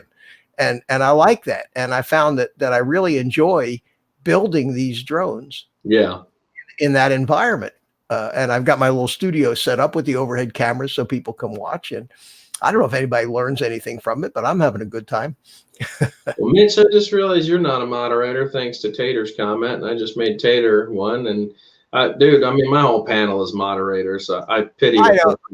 Well, I hadn't seen you on for a while. I know you were really sick there for a while, and I hadn't seen you on. I'm still really sick, man. Yeah, well, get over it, man. Geez, you're too damn. How old are you? 12. Yeah, I'm 32, but I've done. You're 12, for God's sakes. I'm a recovering person myself. I was heavy into the cocaine and alcohol for a long time, man. So I'm a recovery person myself. I've luckily 5 years clean and beaten everything that I wanted to. So I can now actually sit down and moderate myself and have a couple beers and enjoy myself instead of just spending the whole night getting plastered and doing dumb shit. That's great. I'll give you this. I have buttons. Lloyd, I have buttons, man. Lloyd and I get going. You know, I mean, Lloyd and I, we get going on this. Excuse me. We get going on the live stream with he's got the sound effects. I got the sound effects. It's a friggin' bunch of children. I'll tell you, we act like 12-year-olds. Yeah. Yeah, it's fun. It's fun. So this hobby actually got me out of those things. I had to find something to do with my money and my time. And this hobby I jumped into almost 5 years ago now, right when I got clean. And you're always searching for something to fill the void. You know, there's something's got to fill that gap, especially if you're recovering, you know, alcoholic / whatever you're going to call it. Yeah, you got to have something to fill that void, man. And I bought a couple toy helicopters and I flew them, and I found my love. And then I got the Cheerson CX-20 open source, started building that, and then that flew away because of my stupid computer. And then I got the Hubsan, and man, oh man, that was a big mistake. But at the same time, it really helped. You know, as much as I don't like the Hubsan company, I did get 4,000 subscribers in like 3 months from Hubsan people. No kidding. Maybe I should get a Hubsan. I became the Hubsan guru really quickly, man. And the Hubsan called me the bad guy. They didn't like me. But I also found out they were doing some really shady stuff to the firmware.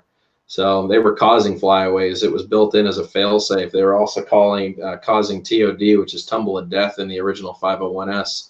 And it was a failsafe that they wrote in. So if it tilts beyond a 45-degree angle, it cuts the motors and it free falls out of the sky. Fail-safe, yeah. And they were telling people it's not their fault. It's the pilot's fault. There's nothing we can do. You have to buy another one.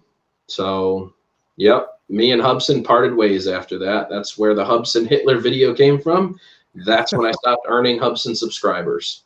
So, Well, you've done well for yourself. You remind me of Philly Mike. You know, you remind me of Mike from Philly. Mike. The drones, yeah. I mean, he was a mess too, and you know, 800 pounds or whatever, and he got into the drones, and the damn thing saved his life. Yeah, I'm glad it helped him. We don't see eye to eye. I know you don't, but that doesn't mean you can't have something in common with him. Yeah. No, I agree. He needs to really stop flying the way he flies. He is very dangerous. You know, I amaze myself at the fact that they haven't come and carted him off yet. But evidently he's had the FAA out there and they've talked to him, and I don't know. If I flew like that, they'd have me in handcuffs in 5 minutes. I don't know about you. Big trouble if I flew like that, man. Yeah. You know, going up to restaurants and people on balconies and, you know, while they're eating dinner and harassing people, like, no way, man. That would never fly. Nothing against you, Philly, but man, I don't know. There's just certain things I wouldn't do to even put the community at risk, and that's one. Well, he's doing. I mean, he's really, I think, starting to become more of a player in the self-improvement sphere as opposed to the drone flying sphere. He does every day he does his walk and he does all that stuff and to motivate people, and I think that's great. I think no, it's good. Like I said, good for him.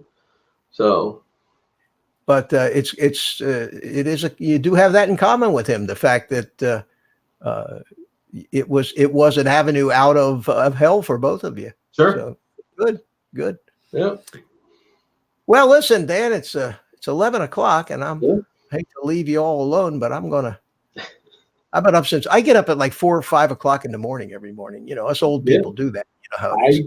I don't go to sleep till 7 a.m. So man, I mean, message you to wake up. I can be your alarm if you need me to. No, I don't need an alarm. I sleep pretty good and get up. But listen, thanks for having me on. I appreciate it, and nice that we had a chance to finally talk a little bit. Sure. So come on. I mean, I don't get your. I'm subscribed to you. I have your notifications turned on. I don't get anything. That's all YouTube. Yeah, you're telling me most of the guys. You know whose notifications I get every time? All the big channels. No, my own. Really? Honest to God, it's the only one I get. When I hit that go live button, within 3 seconds, my cell phone goes ding. Ding. Yeah, I did that too. Hey, thanks for letting me know. An old guy is live. Yeah. Has anybody else heard about it? But I hear about it. Anybody with 50,000 or more subs, I get a notification for. Really? Under that, I'm very lucky if I get one. That just tells you how they're prioritizing the notifications. Yeah, I think they've got a lot of house cleaning to do there. But where else can we get the technology and the platform to do what we do and pay zero for it? Nowhere. So you gotta. If we were paying for it, we'd probably complain more. But I look at it that way. I said I wouldn't pay to do this. Yeah. But as long as if they're giving me a conduit to actually have a program of my own, and anybody who wants in the world can tune into it without any special equipment, that's I'm grateful for that. I think that's a nice thing. Sure. I wish they would promote me all over the place, make me 1 million subscribers, turn me into Casey Neistat II, so I could make $1 billion a month and all that. But they have stopped me at 9,500. They have really capped my growth. They are really doing their best to keep me under 10. I can't even it's weird to me because I'll go 4 weeks and maybe gain 1 subscriber. I have over 1,000 videos out. You're telling me that I'm getting 1 subscriber? Yeah, there's something wrong there. You should be on some list. But it's funny how their stuff works, Dan. I did one video way back when I first started. Last January, I did this on the GoPro Hero 7, a vlogging rig where you got the little Pulu's case and you got the mic adapter, and I figured out a really cool way of putting it all together, better than all the other guys. And I put that little video out there. It's got 20,000 views on it now. Yeah. Now, for a little channel like me to have even a video with 20,000, I still to this day get 30, 40, 50 views a day on that year-old video that's so obsolete now because none of the stuff that I used in that video is even relevant anymore. Right. But I've been spending all this time trying to figure out what did I do different with that video that caused it to get into the recommended, that what I did this right tags. I looked at the descriptions. Yeah. So I have no idea. You can actually go into your analytics and it'll tell you the keywords that it picked up on for trending. There's a lot of stuff you can do. Social Blade also tells you. Yeah, I did all that, and then I tried doing the same stuff again, and it didn't work. I mean, listen, I could go tomorrow and use a clickbait title, which is what YouTube might have picked it up as, a clickbait title, right, for trending category. At the time, whatever you did might have been a popular item, so that Probably video was. Yeah, probably that video stayed at the top of the category. So even though the algorithm for it might have died off a little bit, right, over the years, right? The thing is that video is still at the top of the list. So people, if they are searching for it, are finding that within the first 10 videos or first 20 videos. Yeah, so you're probably right. I can't think of any other explanation for it because I mean, that's how their algorithm works. Yeah. Look, if you looked up 3DR Solo right now, there's two. If you looked up, just type in 3DR Solo on YouTube, right? You'll notice that my video pops up right underneath what's his face, is that Sunny Sky dude, or Jonathan Sunny Sky, whatever, right? Mine's been sitting there now for 4 years. Really? And, well, I'm sorry, 2 years. And it hasn't budged. It's not getting views anymore, but that's where it last categorized. Oh, my bad. It looks like it got bumped a little bit, but I still have my one video underneath his. Okay, so yeah, here's his name, Timothy Sunday, the guy that got 234,000 views 3 years ago about why you shouldn't buy a 3DR Solo. Mine used to be right underneath his, and it said the truth about the 3DR Solo, and it sat there like that for a number of years.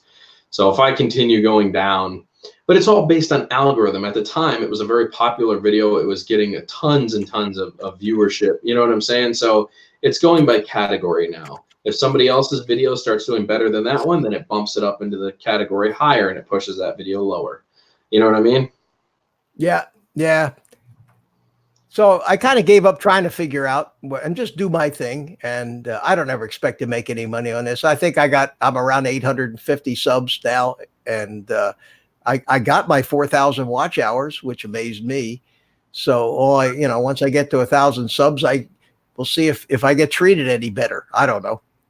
A Social Blade said that I could make $2.37 a month. So I'm ready to go, Yeah.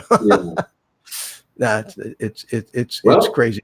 My YouTube earnings are helping me right now. I make just enough to pay my car insurance now at the end of every month. I haven't worked in 2 months. This is going on 3 months now, and it'll be another probably the rest of this month and going into next month before I can start hopefully going back to work, and then they'll slowly start bringing me back in. So that's I got a lot of recovery time here, man. I've pretty much burned through the savings account at this point. I'm just doing what I can without going out and spending gas or going crazy. So my content's really been, you can only do what you can with what you got, Yeah. Well, I wish you the best. Come and see me on Thursday.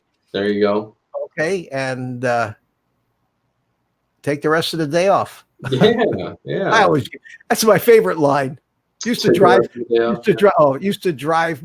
anybody that ever, my kids, my ex-wife, everywhere I went. When I get done with somebody, whether it be a waitress, a cashier at a store, I tell them, I say, okay, take the rest of the day off. Right. I always do that. And invariably they come back and they say, oh, I wish I could, but my boss wouldn't let me. I said, no, you go tell your boss that I said it was okay. And now they start looking at you like, who the hell are you? Right. And I like to play this to see just how what I can get people to believe. But it got to be kind of a silly line, and I do it everywhere. And anybody I'm with is embarrassed by it. So look at Lloyd; he takes every day off. All right, my friend Lloyd, I got one for you. Okay, with that, I'm going to. That's awesome. I'm going to take off, buddy. Thanks again for having me on stage. And I enjoyed it. All right, take care. All right, bud. Bye-bye. So, Gangster Hobby, what's going on? Gangster, you popped in a little late here. I think I'm getting ready to shut this down. We've been on for 3 hours and 9 minutes now. This has been an extremely long stream, but I think I'm going to get ready to shut this down. Everybody in the chat that's here, don't forget to smash the like button, please. I'm going to prepare to finish charging a few batteries for tomorrow's FPV excursion that I'll be taking down at the park, and I'm just going to have some fun, enjoy myself a little bit, because in 2 days I go back in for surgery again, and a lot more couch time will happen. So I'm trying to get some flights in and just have some fun before I go down for surgery again. So those are the plans. That's what I'm going to do. I hope all of you subscribe to one another. I hope all of you gained a few tonight and learned about some other people, and got an opportunity to get connected in this wonderful, beautiful hobby that we do. And I think I'm going to call it a night here, guys. Where's your wrench I gave you? Actually, Lloyd has a wrench, doesn't he? Lloyd should have a wrench. Where's your wrench, Lloyd? Let's see. Yeah, see, this is always so far behind. Oh, I know, Tater. It's all good, brother. It is all good, man. Thank you for the support you guys do give, and continue giving. And I try to be as supportive as I can back. I know I can't pop in on everyone's video. It's mathematically impossible to watch all of your guys' content. I try to pick 20 videos a day in my subscriber feed to try to go and make contact with you and watch your video and see what I can do. So I do try my best, but obviously I can't sit there all day and just watch everyone's video. It's mathematically not possible. It's not enough time in the day. So, but with that note, guys, I am out of here. I will catch you on the flip. Thanks for being a part of this. And I will see you guys later, man. Toodaloo.